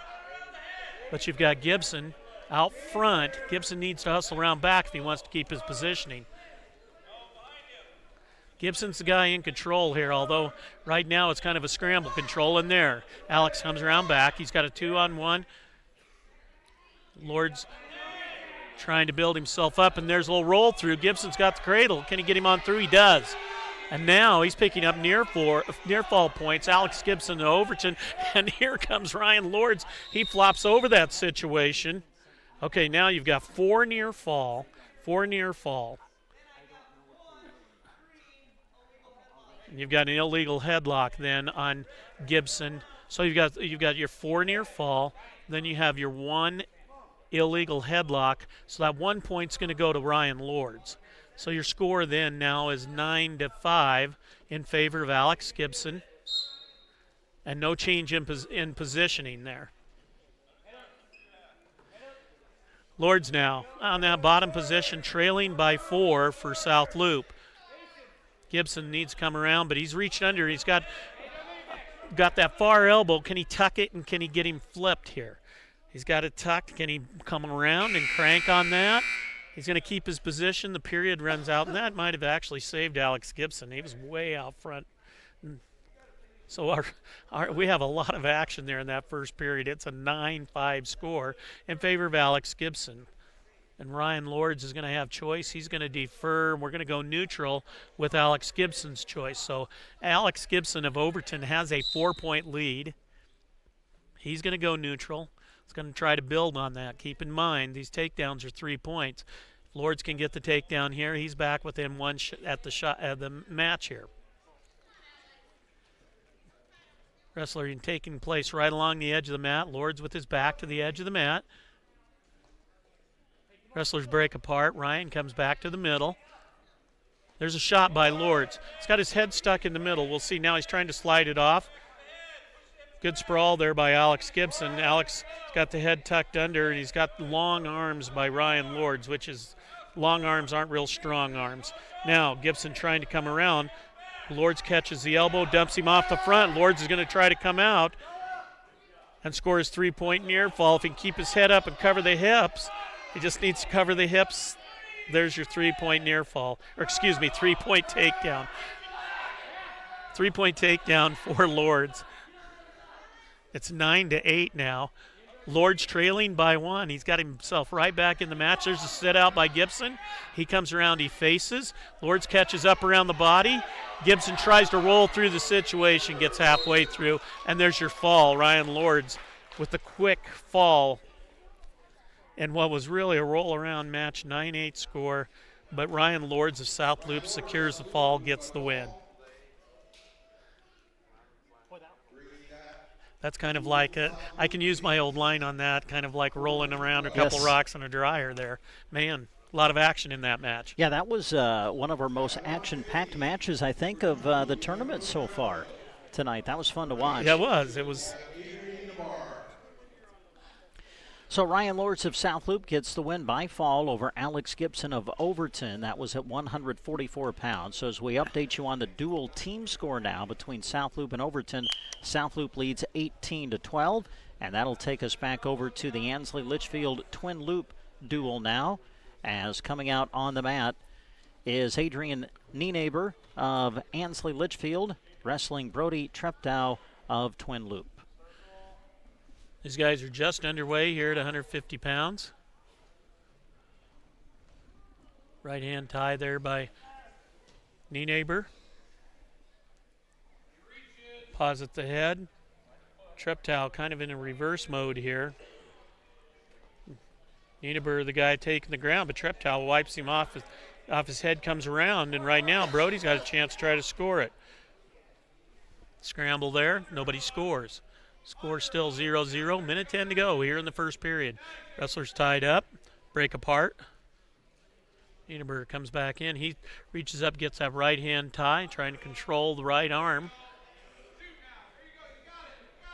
And Treptow is just going to say is going to have to be cautious of the headlock, and Nienaber hits a headlock, comes down, scores his three-point takedown. Treptow does a good job, though, coming back to his feet. Adrian brings him back to the mat. So Nienaber of Ansley Litchfield has a 3-0 lead. Now he's trying to work a little tilt action, but if he doesn't get on through, he's going to find himself on his own back. He's got the wrist caught, comes through the crotch. As long as he's got that wrist, he's in great shape, and there's the fall. Nice job by Adrian. They caught that wrist on the far side, never let go of it, able to secure the fall. Thrivent Financial is proud to support our area sports teams as they work hard to achieve their goals. Representative Scott Harvey wants to help you with your financial goals by creating a strategy that reflects your priorities and protects what matters most to you.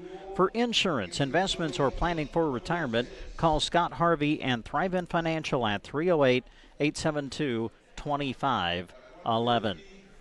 So let's just kind of roll through things and get you updated on what has happened so far in the duels that are happening in this round. Back to the duel between Overton and South Loup.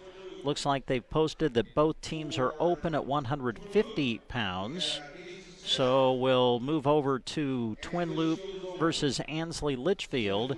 And I think it's Kazan Smith who's going to come out and get the win by forfeit at 157 pounds. So that is the case in the Twin Loop Ansley Litchfield duel. So as we update you on the score there, it's now Ansley Litchfield 18, Twin Loop 12, as they have wrestled through 157 pounds in that duel. That'll take us back to Overton versus South Loup as we get ready to bring you more coverage of high school wrestling. We'll go to 157 pounds, and that'll be the featured match now in the duel between Overton and South Loup as Parker Walahoski of Overton takes on C.J. Quant of South Loup. Just underway here in this match. Walahoski representing Overton here. Quant, your wrestler for South Loup. As I said earlier, C.J. state qualifier for the Bobcats last year, hoping to build on that. Nice little dump action there by C.J. Quant. He scores his three-point takedown. Walahowski trying to get the hands out front. Quant's got that left hand tied up on the wrist. He's got a bar now. He's got a wing and a bar. Can he run a hip lever? Parker does a good job of getting to his feet. Walahowski, though, comes up to his feet, does a good job. And again, another little lift there. Quant drops down, lifts the leg, dumps him, keeps his top position, keeps his three-point lead. Wrestling happening right in front of the table here, right along the out of bounds. Quant riding the right side, but he's got that left wrist tied up. Now Parker Walahowski of Overton comes up to his feet, peels hand, scores one. So it's a 3-1 score. We're back to the neutral position. Oh, a little slide-by action by Quant. Walahowski's able to square up to that. Parker breaks apart, comes back in. Takes right hand, pause a little bit. Walahowski looks like he'd like to set up his own little slide-by. There it comes. But Quant kind of saw that coming. He drops down in on the leg, and he's going to dump. Walahowski picks up 3 for the takedown, and he's now working for near fall points. 6-1 score, and forget the near fall. There is the fall. C.J. Quant secures the fall over Parker Walahowski of Overton. Quant, your winner. So C.J. Quant of South Loup gets a win at 157 pounds for the South Loup Bobcats, and that'll add 6 points to the South Loup team score as South Loup leads the duel over Overton now by a score of 24-12. So we'll switch back to Ansley Litchfield versus Twin Loup, and it looks like Twin Loup's going to get a win by forfeit coming up as Emmett Grint will come out for Twin Loup at 165 pounds. He'll be unopposed there, so he'll get the 6 points by forfeit for the Wolves, as now that ties the dual score between Ansley Litchfield and Twin Loup at 18 apiece. That's through the 165-pound weight class. Again, this round started at 113 pounds.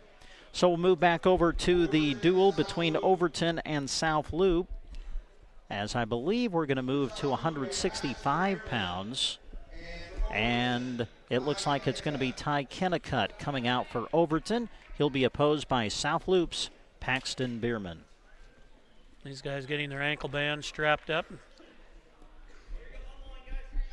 Kennicott representing Overton. He steps on the block. South Loup's Paxton Bierman ready to go. Bierman swings down, tries to pick up a little single leg right off the whistle, not able to do so.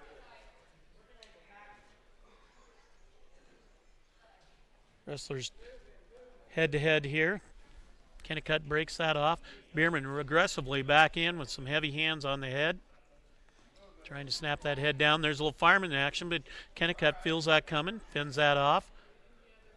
Bierman kind of stuck underneath right now. Kennicott tries to hop over, and he's able to get around to get his three-point takedown.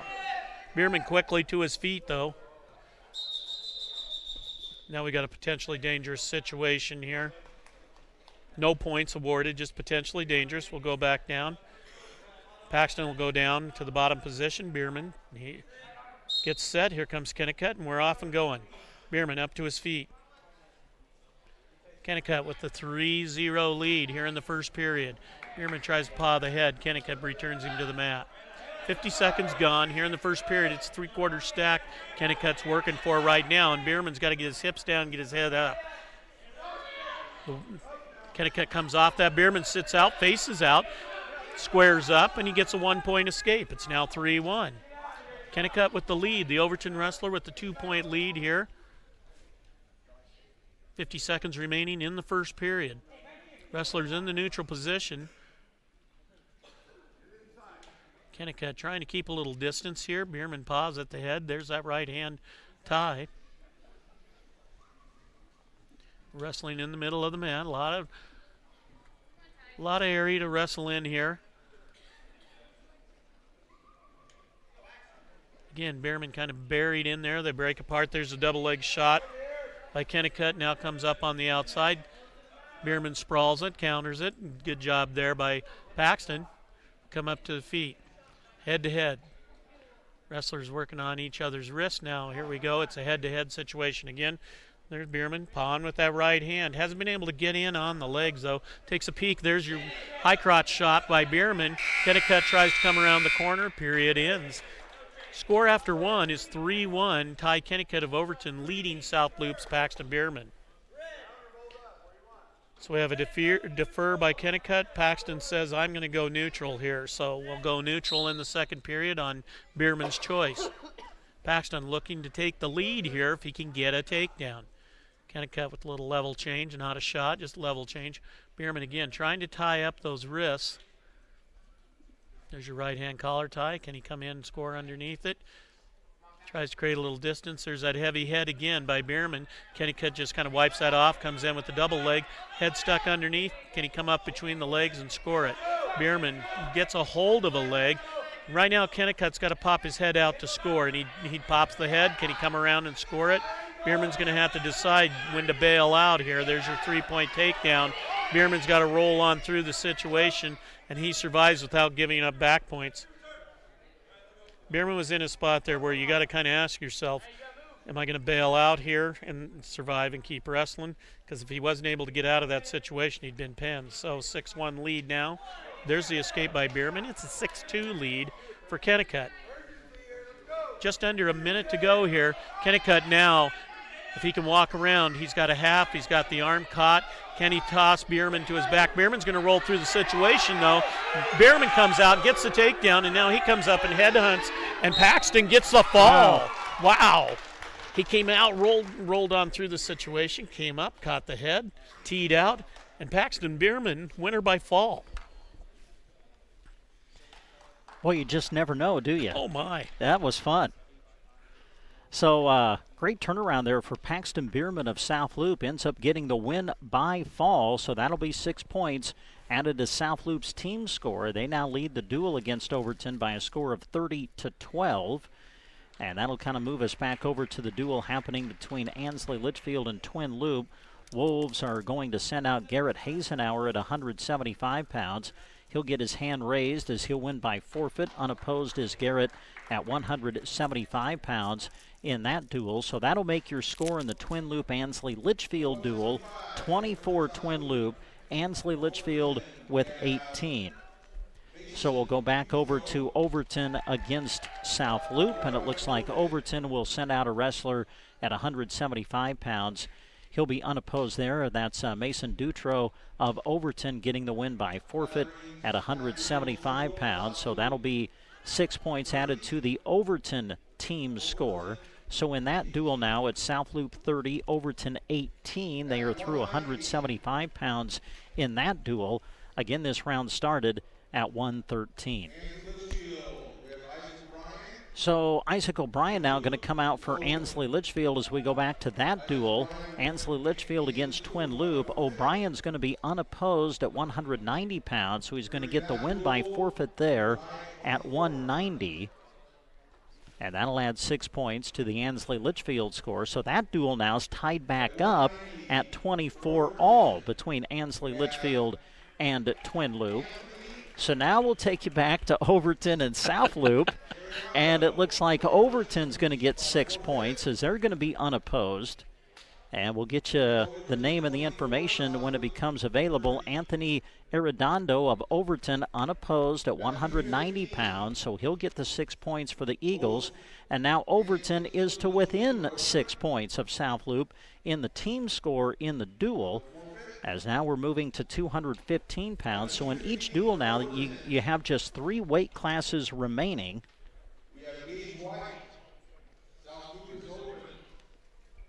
And let's see, we're back at Overton and South Loop right now. And Gage White is going to come out unopposed for Overton at 215 pounds. So he'll get the 6 points there on the forfeit. Now we're tied in the duel at at 30 points apiece between Overton and South Loop, as we have just 2 weight classes remaining there. Now let's go back to Ansley Litchfield and Twin Loup.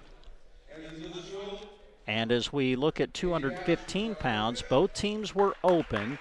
So at 285, Andy Cash will come out for Ansley Litchfield. He'll be unopposed at 285.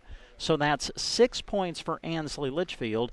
They now lead the duel over Twin Loup at 30-24 with 1 weight class remaining.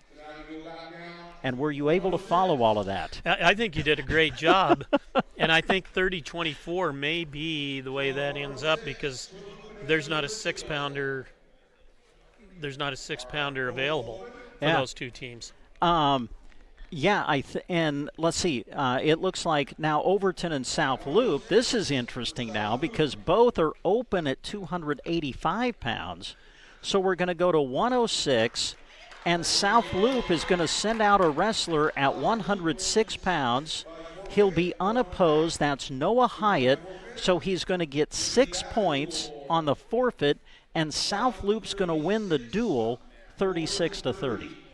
Hey, it helps to make weight. It helps to support your team in a lot of different ways, and by him making weight, picks up that 6 points. Yeah, and then as Kirk mentioned, Ansley, Litchfield, and Twin Loup were both open at 106 pounds. So your final score in that duel is going to be Ansley, Litchfield 30, Twin Loup 24. And just like that, partner, we're like, we're down to our final round coming up. All right, so with that said, we're going to take a timeout. We'll come back with more after these words on KBBN Radio. Boom, bang, all sounds you never want to hear coming from your vehicle. A1 Auto Repair in Arnold is prepared to fix or prevent those sounds. If you're in need of auto and light truck service and repair, give Josh a call, 848-2542. That's 848-2542. It all starts with diagnosing the problem, then working to get you back on the road quickly with a vehicle you can depend on. A1 Auto Service in Arnold, proud sponsors of this broadcast and high school sports. When you want your fields to do great right now and in the future, contact Trotter Fertilizer. They'll analyze your fields and determine the exact game plan that needs to be put into place with the very best technologies in the industry at their fingertips. They're excited to partner with you, and they're proud to support the area student athletes in all of their studies and competition. Friendly service every time. Quality is what you'll find where your neighbors and your friends go see Trotter. Insurance of the Heartland in Ansley is a proud radio sponsor of area high school sports. The skills that students learn in athletics go beyond the playing field. These student athletes learn teamwork, work ethic, and competitiveness, just to name a few. The sports that they participate in also are a way to bring communities together. The team at Insurance of the Heartland in Ansley is happy to help bring you this broadcast to cheer on your team. AgriBest Feeds in Callaway is your source for all ranching needs.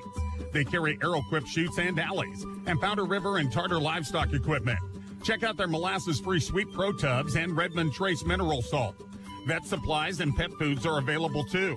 And as Christmas approaches, consider their dry shod boots, Nebo Light products, gloves, and more.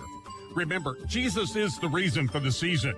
Visit AgriBest Feeds in Callaway today or call 836-2298. At the Callaway Market, they appreciate their amazing customers who choose to shop local with them. That's why they offer their loyalty program, which has allowed them to give thousands of dollars back to the community. Your friends at Callaway Market invite you to shop their aisles, quality meat counter, and bountiful and beautiful produce section.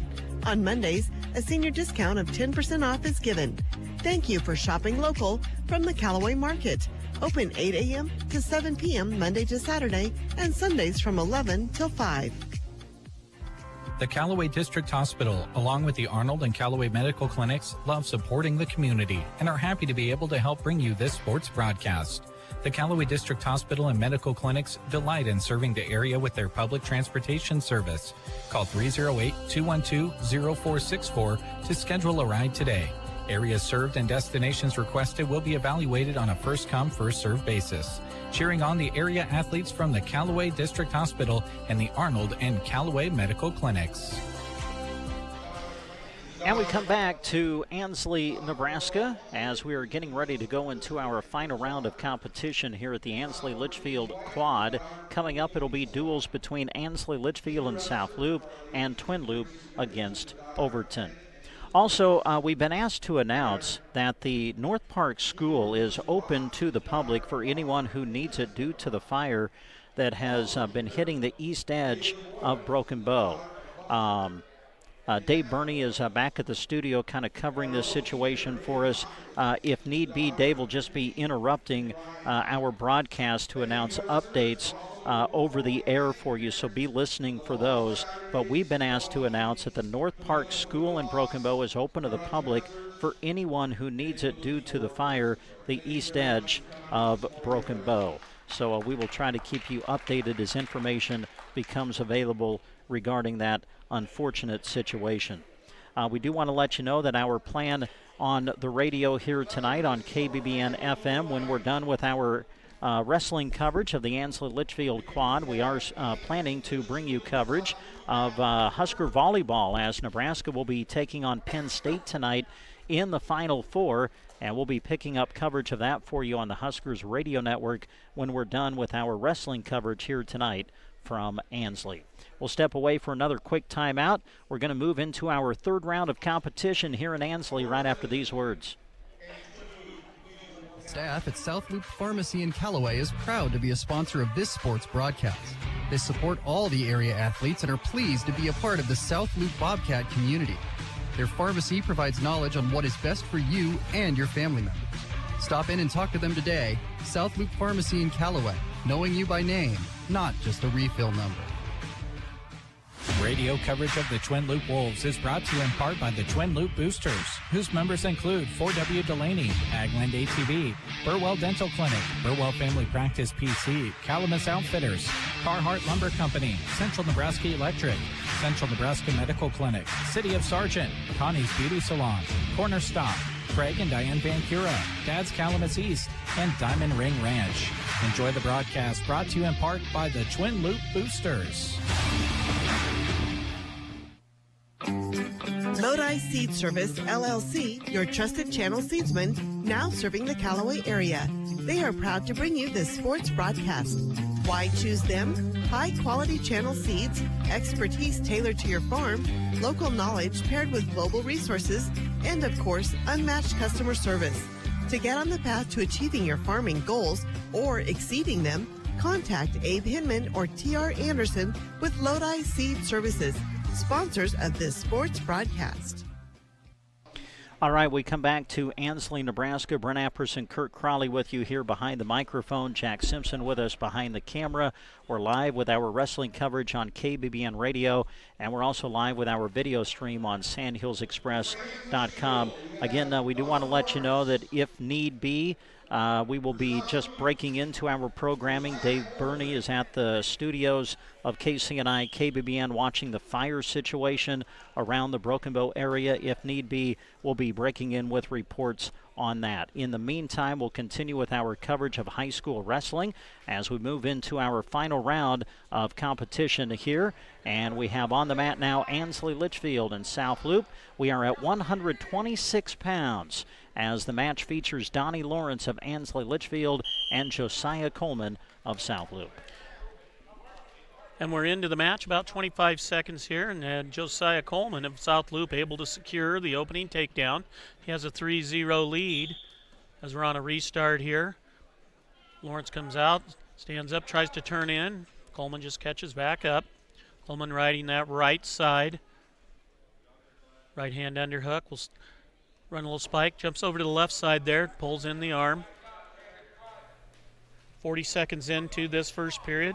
Josiah Coleman of South Loup with the 3-0 lead has Donnie Lawrence of Ansley Litchfield flattened out. Coleman now gets that wing in on the near side. Can he run this little lever action here? He's got the wrist trapped on the far side. Now he tries to slip in a right-hand half, hops back across. Now works a little snap back here.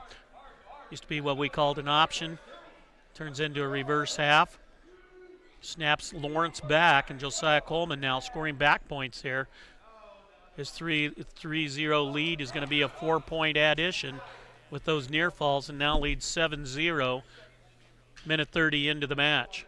Lawrence unable to get anything going underneath. And there Josiah gets that right hand in on the wing again, comes up, catches ahead. Now he's trying to snap Lawrence back in underneath him. Lawrence fighting that off. I'm not sure he's going to be able to get through there. Coleman's going to definitely pick up 4 more near fall here. We're down to 10 seconds. Lawrence trying to keep that near side shoulder up. Down to 5 seconds, and it looks like Lawrence is going to be able to survive this situation, but he is going to give up 4 near fall here at the end of the first period. That's 11-0 score in favor of Josiah Coleman of South Loup. Coleman's choice. Looks over at his coach, and he's going to take neutral. So 11-0 lead for Josiah Coleman of South Loup.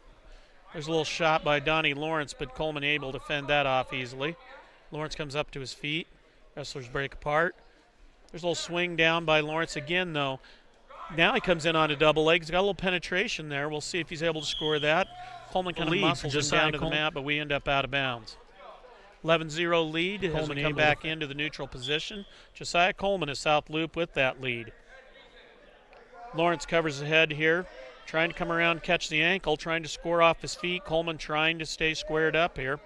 Coleman on his hands and knees, now trying to push that, drag that on through. Can he catch up on the body and get around? He does. 3-point takedown for Josiah Coleman. Nice little counter action there. Lawrence covers the head here.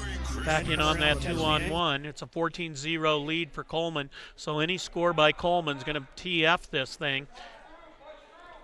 And he's trying to snap Lawrence underneath him. Lawrence trying to fight on through. I don't think he's got him past, got those shoulders close enough to the mat to score points yet. If he can tip the hips back into his lap, and here comes the count. So the tech fall is definitely going to happen. The question is, can Donnie Lawrence survive and avoid the fall? Josiah Coleman would like to get the fall here. He's working hard to get that inside shoulder down. The match is over as Coleman's definitely going to get the tech fall. Into his lap. 4 more points are going to make it 18-0, but there is the fall.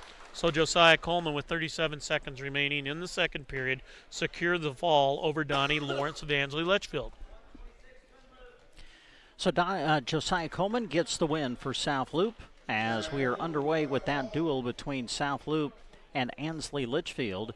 Our opening match of the duel happening at 126 pounds. The duel actually started at 120, where both teams were open in the duel between Ansley Litchfield and South Loup. So the other duel that we'll be watching here in this final round is going to feature is going to feature Twin Loup against Overton. That's the other duel that is happening in this round. Meanwhile, we're kind of focused in again on the duel between Ansley Litchfield and South Loup, as you have an Ansley Litchfield wrestler reporting to the table. And so we'll see how all of this plays out.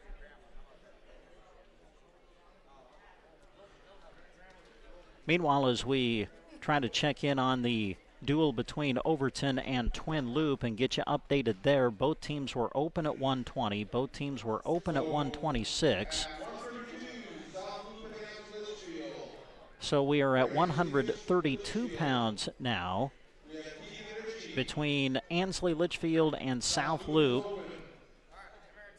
And it looks like Ansley Litchfield's going to get a win by forfeit as Keegan Ritchie is going to come out and represent the Spartans at 132 pounds. And he's going to get the win by forfeit there as South Loup was open at 132. So that's going to tie the dual score up at 6 apiece between Ansley Litchfield and South Loup. So we'll go back over to Overton and Twin Loup now. That duel happening in this final round of competition, as we're going to get a match out on the mat to call for you now. Overton against Twin Loup. This will be happening at 132 pounds. Again, both teams were open at 120. Both teams were open at 126. So this will be the first match coming up between Twin Loup and Overton in their duel. It happens at 132 pounds and will feature Wyatt Kyle of Overton and Traven Shada of Twin Loup. These guys just underway here. There's a shot by Kyle. Shada able to fend that off.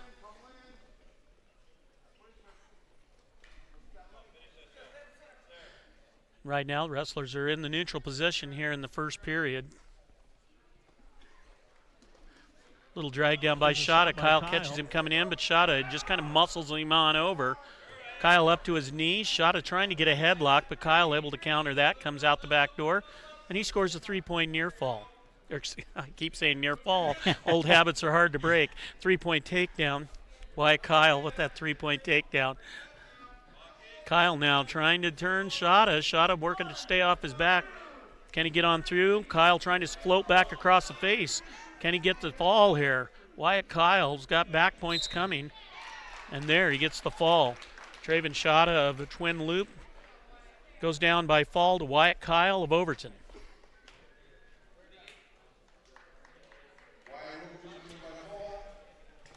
So the win for Overton coming at 132 pounds. Getting the 6 points for the team score in the duel, Wyatt Kyle of Overton gets the win by fall over Traven Shada of Twin Loup. So that'll move us back over to the duel between Ansley, Litchfield, and South Loup. And coming up at 138 pounds, your match on the mat right now, Owen Brott of Ansley, Litchfield, and Dawson Mason of South Loup. Brott tries to get in on a leg. Mason counters that. Here's a so that'll move us counter back. shot by Mason. Drops down to the ankles, able to catch up and score his 3. Dawson Mason of South Loup gets a 3-point takedown. These guys are wrestling 138 pounds. Mason trying to work a little head lever action there on that right side. Ties up the wrist. Now turns it into a hammer. Brott can't let that hand come through, can't let him thread, but there it is. Nonetheless, Mason now snaps Brott up underneath him, and this is tight, and that's the fall. 45 seconds into this period, winner by fall, Dawson Mason of South Loup. So Dawson Mason with the impressive win gets the win by fall over Owen Brott of Ansley Litchfield. Excuse me. So as we continue to watch the duel score close for you now, South Loup leading Ansley Litchfield as far as the duel is concerned by a score of 12-6 as we are through 138 pounds. This round starting at 120. So that'll move us back over to the duel that is happening featuring Overton and Twin Loup. And it looks like Overton will send out a wrestler at 138 pounds. That'll be Dalton Muirhead to get the win by forfeit at 138 for Overton. So that'll switch us back over to the duel now happening between South Loup and Ansley Litchfield here in this final round of competition at the Ansley Litchfield quad. And we're going to go to 144 pounds where Adrian Nienaber of Ansley Litchfield is wrestling Ryan Lords of South Loup. Action just underway here. Nienaber with the right hand collar tie. Lords trying to control the wrist. Wrestlers break apart here. Action right in the middle of the mat. Lords tying up wrist, drops down in on the legs, but Nienaber sprawls back. Now Nienaber trying to cross-face and come around, and he dumps Lords, flattens him out, scores the 3-point takedown. Nienaber with the early lead, 40 seconds into the match. Lords reaches back, he gets a hold of the leg, but Nienaber now cross-faces. We'll see if he's got a cradle hooked up. We'll see what he does with this, if he can rock him back and score it. It's pretty loose. That's a good idea. Nienaber just gets off of it, gets set back in the saddle, goes back to work there in that back position. Lords now has control of the wrist. He's trying to get to his feet. Nienaber trying to take him off the mat, force him forward. Lords turning in. He's got the leg. He's over the top of the leg trying to turn in. Nienaber's just trying to get around back now. Lords has gone in between the legs. Lords in a better scoring position here. Can he get a fireman's out of this situation or at least get 2 hands on the leg in front of him? Nienaber trying to sprawl back. Lords still working on that leg. Nienaber needs to put some pressure to that head, and Lords now is trying to come around. He's swimming around. He's coming out the back door. Lords now working to get to the far ankle. He gets to it, and there he gets his 2-point reversal. So the reversal makes the score, should be 3-2, I believe. Yeah, there it is, 3-2. So we come back in on a restart. Adrian Nienaber of Ansley Litchfield, he's set. Here comes Lords on the left side. Mr. Lewis gets him set, and here we go. You got a lock hands call. which is going to go against Ryan Lords. Nienaber comes out, so he's looking to try to get more points than just the penalty point. Lords kind of just camped on his knees, and that's going to be the end of the period. But at the end of the period, you're going to have the 1 point awarded to Adrian Nienaber for the locked hands by Ryan Lords. So your score is now 4-2 in favor of Nienaber of Ansley Litchfield. So you have a 4-2 score. Nienaber gets himself set, and here comes Lords on that left side. Period 2 is underway. 4-2 score in favor of Adrian Nienaber. Nienaber, he reaches, he gets away. No, he doesn't get away with it. He came and sat out, reached over the back. Not a good idea. Now Lords has caught him in a headlock, and there's the fall. Nienaber made a mistake. He reached over the back, and Lords came up, caught him, and pinned him. Winner by fall, Ryan Lords, South Loup. So Lords gets a win for South Loup, also picks up 16 points for the Bobcats. So as we start to think about the dual score now between South Loup and Ansley Litchfield, Lords with the 6 points there increases the lead for South Loup. They lead 18-6 now in their duel against Ansley Litchfield. As we kind of switch back now to focus of Overton and Twin Loup, as the Eagles and the Wolves will come out on the mat. And it looks like we're going to move to 144 pounds as Twin Loup gets ready to wrestle Overton. And your match at 144 pounds that we feature now on the mat features Alex Gibson of Overton and Noah Meester of Twin Loup. Right now, Meester's in on the leg, and he scores. Noah Meester of Twin Loup able to score a 3-point takedown, but Alex Gibson able to get the reversal. And these two guys are getting right after each other right out of the chute. We're 20 seconds into the match. 3-2 your score. Now you have a 1-point escape for Gibson. It's a 4-2 lead for the Overton wrestler. And we're wrestling on our feet. Man, we've seen some matches where some points have really been put up in a big hurry.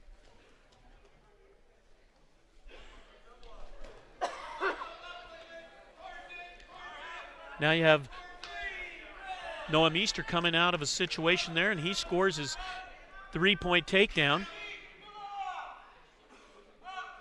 And here comes Gibson up to his feet, Gill's hands, gets his 1-point escape. So it's a 7-3 lead now, Gibson, but Gibson now just picked up another takedown, and things get tight. It's 7-6 now, still in favor of Meester, in favor of Alex Gibson. Gibson now working for a 3-quarter stack. Meester does the right thing. He flattens out, but now he tries to come back to his base, and Gibson's going to adjust his hips up over his shoulders, and there's a fall. Alex Gibson able to secure that 3-quarter stack, and there was a lot of action in that match for one period of wrestling. Winner by fall from Overton, Alex Gibson. So Gibson gets a win for the Overton Eagles. That coming at 144 pounds. Again, this round started at 120 pounds. Recapping the Overton Twin Loup duel, you had both teams open at 120. Wyatt Kyle got a win by fall over Traven Schott at 132. Dalton Muirhead of Overton got a win by forfeit at 138. And then just a moment ago, getting the win was Alex Gibson of Overton, winning by fall over Noah Meester of Twin Loup. Well, are you looking for amazing deals on clothing, shoes, purses, and accessories? Check out Exchange 2 in Broken Bow. You'll find styles of all kinds, and they've got something for everyone at prices you won't believe. Update and refresh your wardrobe without breaking the bank. Stop by Exchange 2 and find your next treasure. They are proud supporters of our area student athletes. All right, so let's see. Let's go back over to Ansley Litchfield and South Loup and try to get you an update there. As coming out is CJ Quant, I believe it was, at 157 pounds for South Loup. He'll be unopposed there, so he'll get the 6 points by forfeit. Going back to 150 pounds, both Ansley Litchfield and South Loup were open at 150. So that'll be a double forfeit there. Now we'll take you back to Overton and Twin Loup, as that'll be the feature now, as we'll get a match coming out to the mat in the duel between Twin Loup and Overton. And coming out, well, first off, let's go back to 157 pounds, or 150 pounds, where Brody Treptow of Twin Loup got a win by forfeit at 150. And then Parker Walahoski of Overton came out, got a win. Well, I don't know. Are we at 157? Yeah, Walahoski's out here now. Okay, Walahoski is out here now, so he's going to wrestle. And, okay, Kaysen Smith, there we go, just got posted. Walahoski of Overton, Kaysen Smith of Twin Loup is out on the mat, and they're the match that we bring you now. Kaysen Smith drops down in on a single leg quickly to his feet. Brings Walahoski back to the center of the mat. Hasn't scored him yet. There's a little foot prop, and there's your score. 3-point takedown for Kaysen Smith of Twin Loup. Walahoski sits out. Smith with one of those tight waists that'll check your belt loops. Walahoski up to his feet. Nice mat return by Kaysen Smith. But Walahoski does a nice job. He comes down, he comes back to a sit-out position. Can he score from here? You could see Parker trying to peel hands, trying to get the elbows in.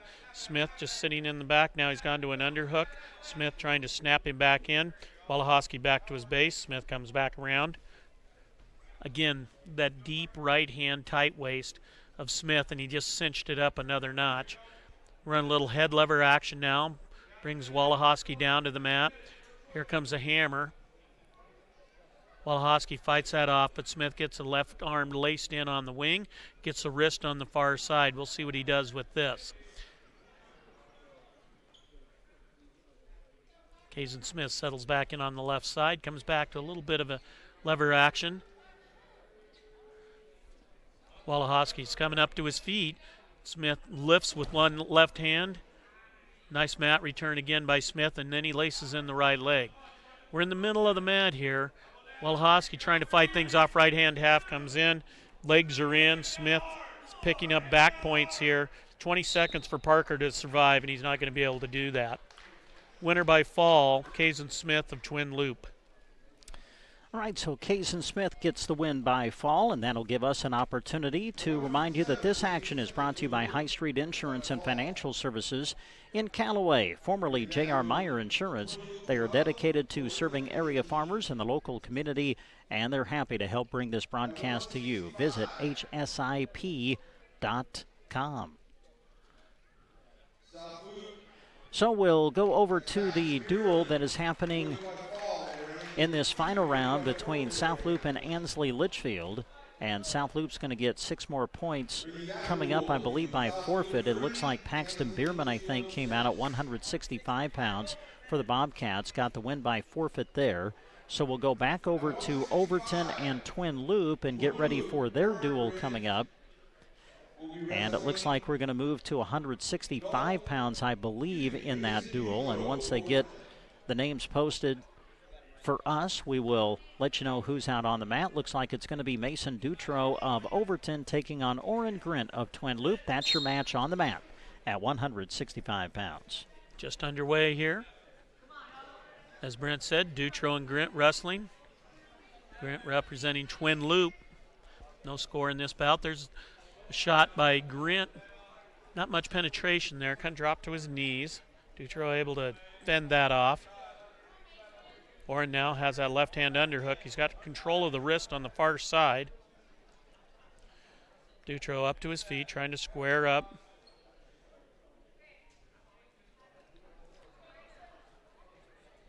Dutro breaks off the tie-up, comes back in.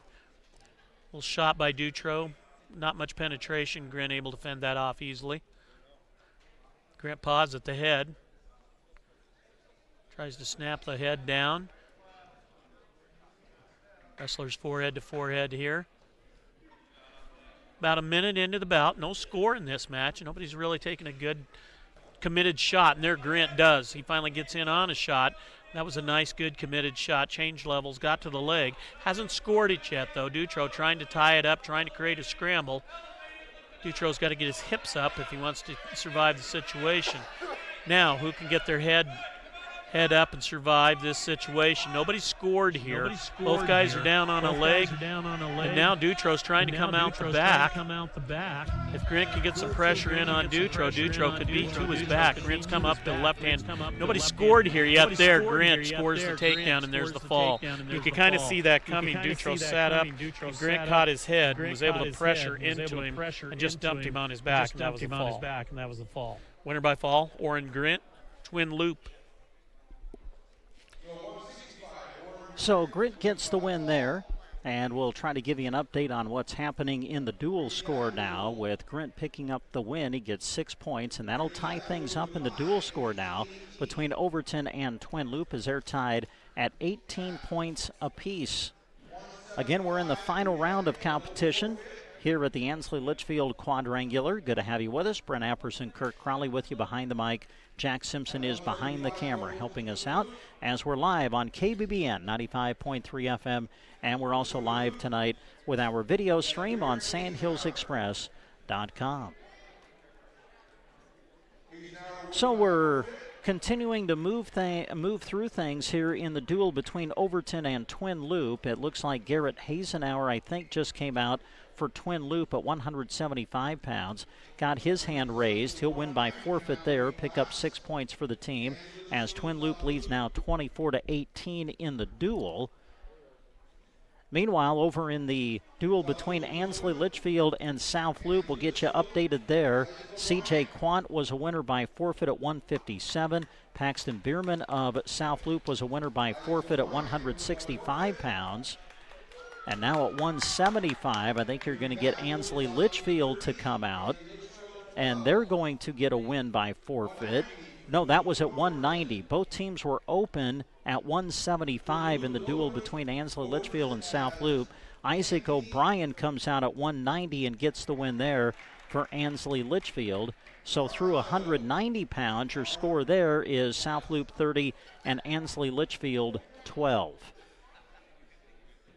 Now we'll try to give you an update on what's happening in the duel between Overton and Twin Loup, as I think Anthony Arredondo just came out for Overton at 190 pounds, so he gets the winner by forfeit there.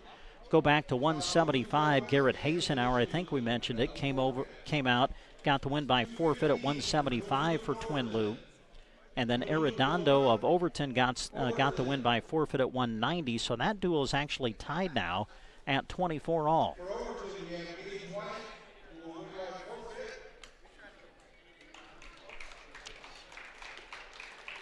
So as we continue to monitor things, looks like Gage White is going to come out in the duel between between Overton and Twin Loup, and White's going to get a win by forfeit for Overton at 215.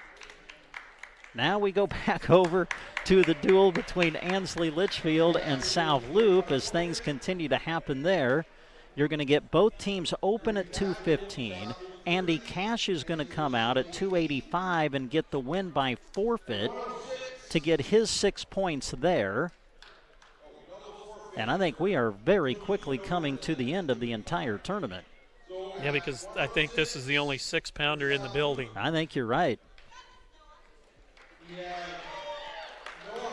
So we're in the duel now between Ansley Litchfield and South Loup. You have Noah Hyatt getting the win by forfeit at 106. So there's one weight class left there, and that's going to be at 113 pounds. Meanwhile, I think we're done between Overton and Twin Loup. Yeah, and the only 13-pounder, I think, in the building is Cantrell, right? I think so. Of Overton. He's going to come and report to the table. And here he is.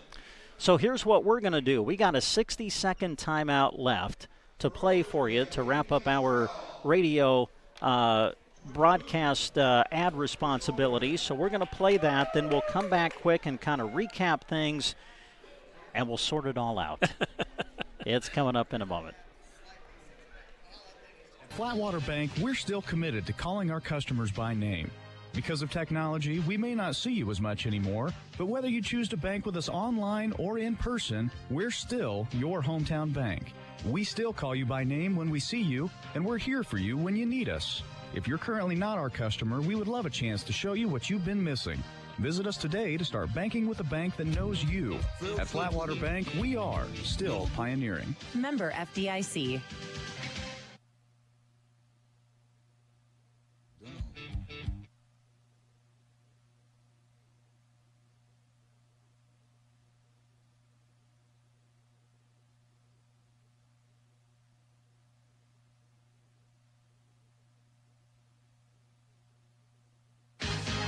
At Flatwater Bank, we're still committed to calling our customers by name. Because of technology, we may not see you as much anymore, but whether you choose to bank with us online or in person, we're still your hometown bank. We still call you by name when we see you, and we're here for you when you need us. If you're currently not our customer, we would love a chance to show you what you've been missing. Visit us today to start banking with a bank that knows you. At Flatwater Bank, we are still pioneering. Member FDIC. Muddy Creek Ag supports the Ansley Litchfield Spartans. Pete, Ryan, Trey, and Brandy are your suppliers of all feed and seed products, Traeger grills, and seasonings as well. They also have new and used seed tenders and are proud to be Channel Seedmen. Good luck, Spartans, from Muddy Creek Ag. Call them at 308-935-1155. The same people with the same great products on Highway 2 in Ansley. Muddy Creek Ag is proud to bring you this sports broadcast. And we come back to Ansley High School. Brent Apperson and Kurt Crowley with you behind the microphone. Jack Simpson helping us out behind the camera here tonight. Some good wrestling. Obviously, again, these teams not completely filled in all the weights, but some good competition that we saw tonight, Kirk. And you've kind of got a recap of how the team results went in the quadrangular here tonight. Yeah, and as you said, Brent, saw a lot of young guys that hit the mat here tonight. At this point in the season, you're just wanting to get some wrestling in and get some matches in, and we saw that tonight. Too bad we didn't have more pairings where guys actually matched up, but that in these duel situations, that happens sometimes. In the first round of action, you had Ansley Litchfield.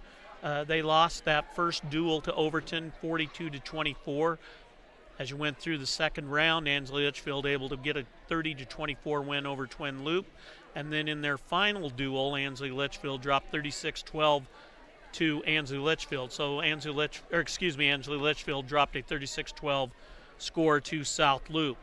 South Loup, on the other hand, first round with a win over Twin Loup, 30-24 in their second round match. As I stated before, lost 30-24 to Ansley Litchfield, and then it was a 36-24 win, I believe, Overton over Twin Loup. If I have that one right, I better check that. Overton, Twin Loup. Overton, 30-24 with the win there, 30-24 win. And then moving on, Twin Loup, as I said before, losing to South Loup in that first round action, 30-24.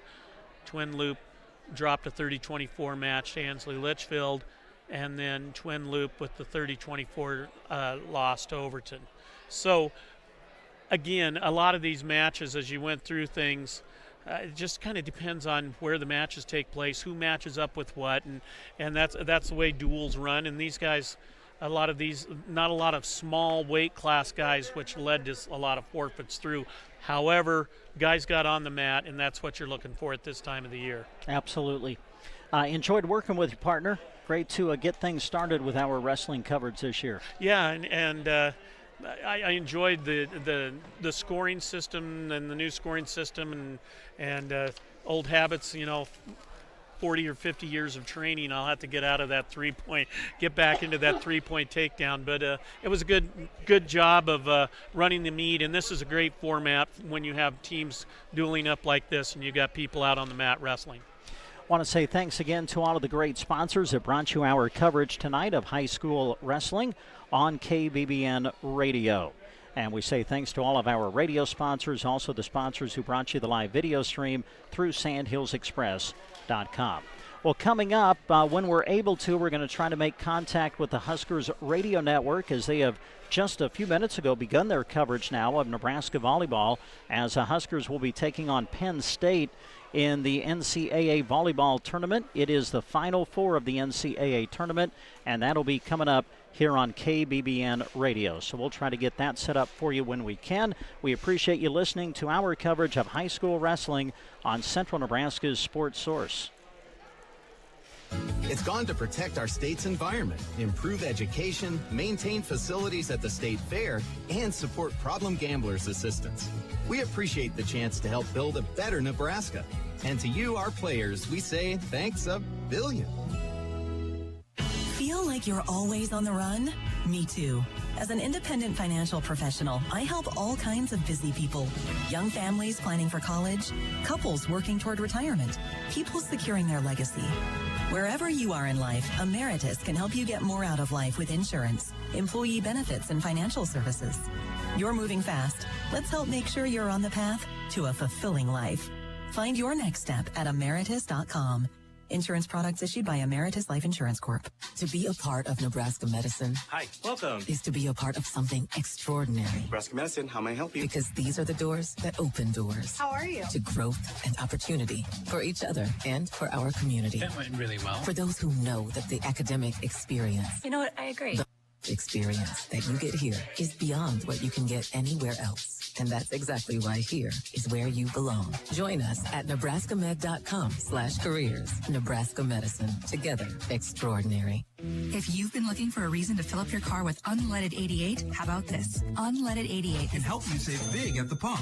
And save the planet by cutting greenhouse gas emissions. Any car 2001. The 3-2 pitch swung on, and a little blooper to right field. That's a base hit. Bo's going to win. Coming in to score the winning run is Caden McKean. And Broken Bow wins the Mid-Nebraska League Championship game in walk-off fashion.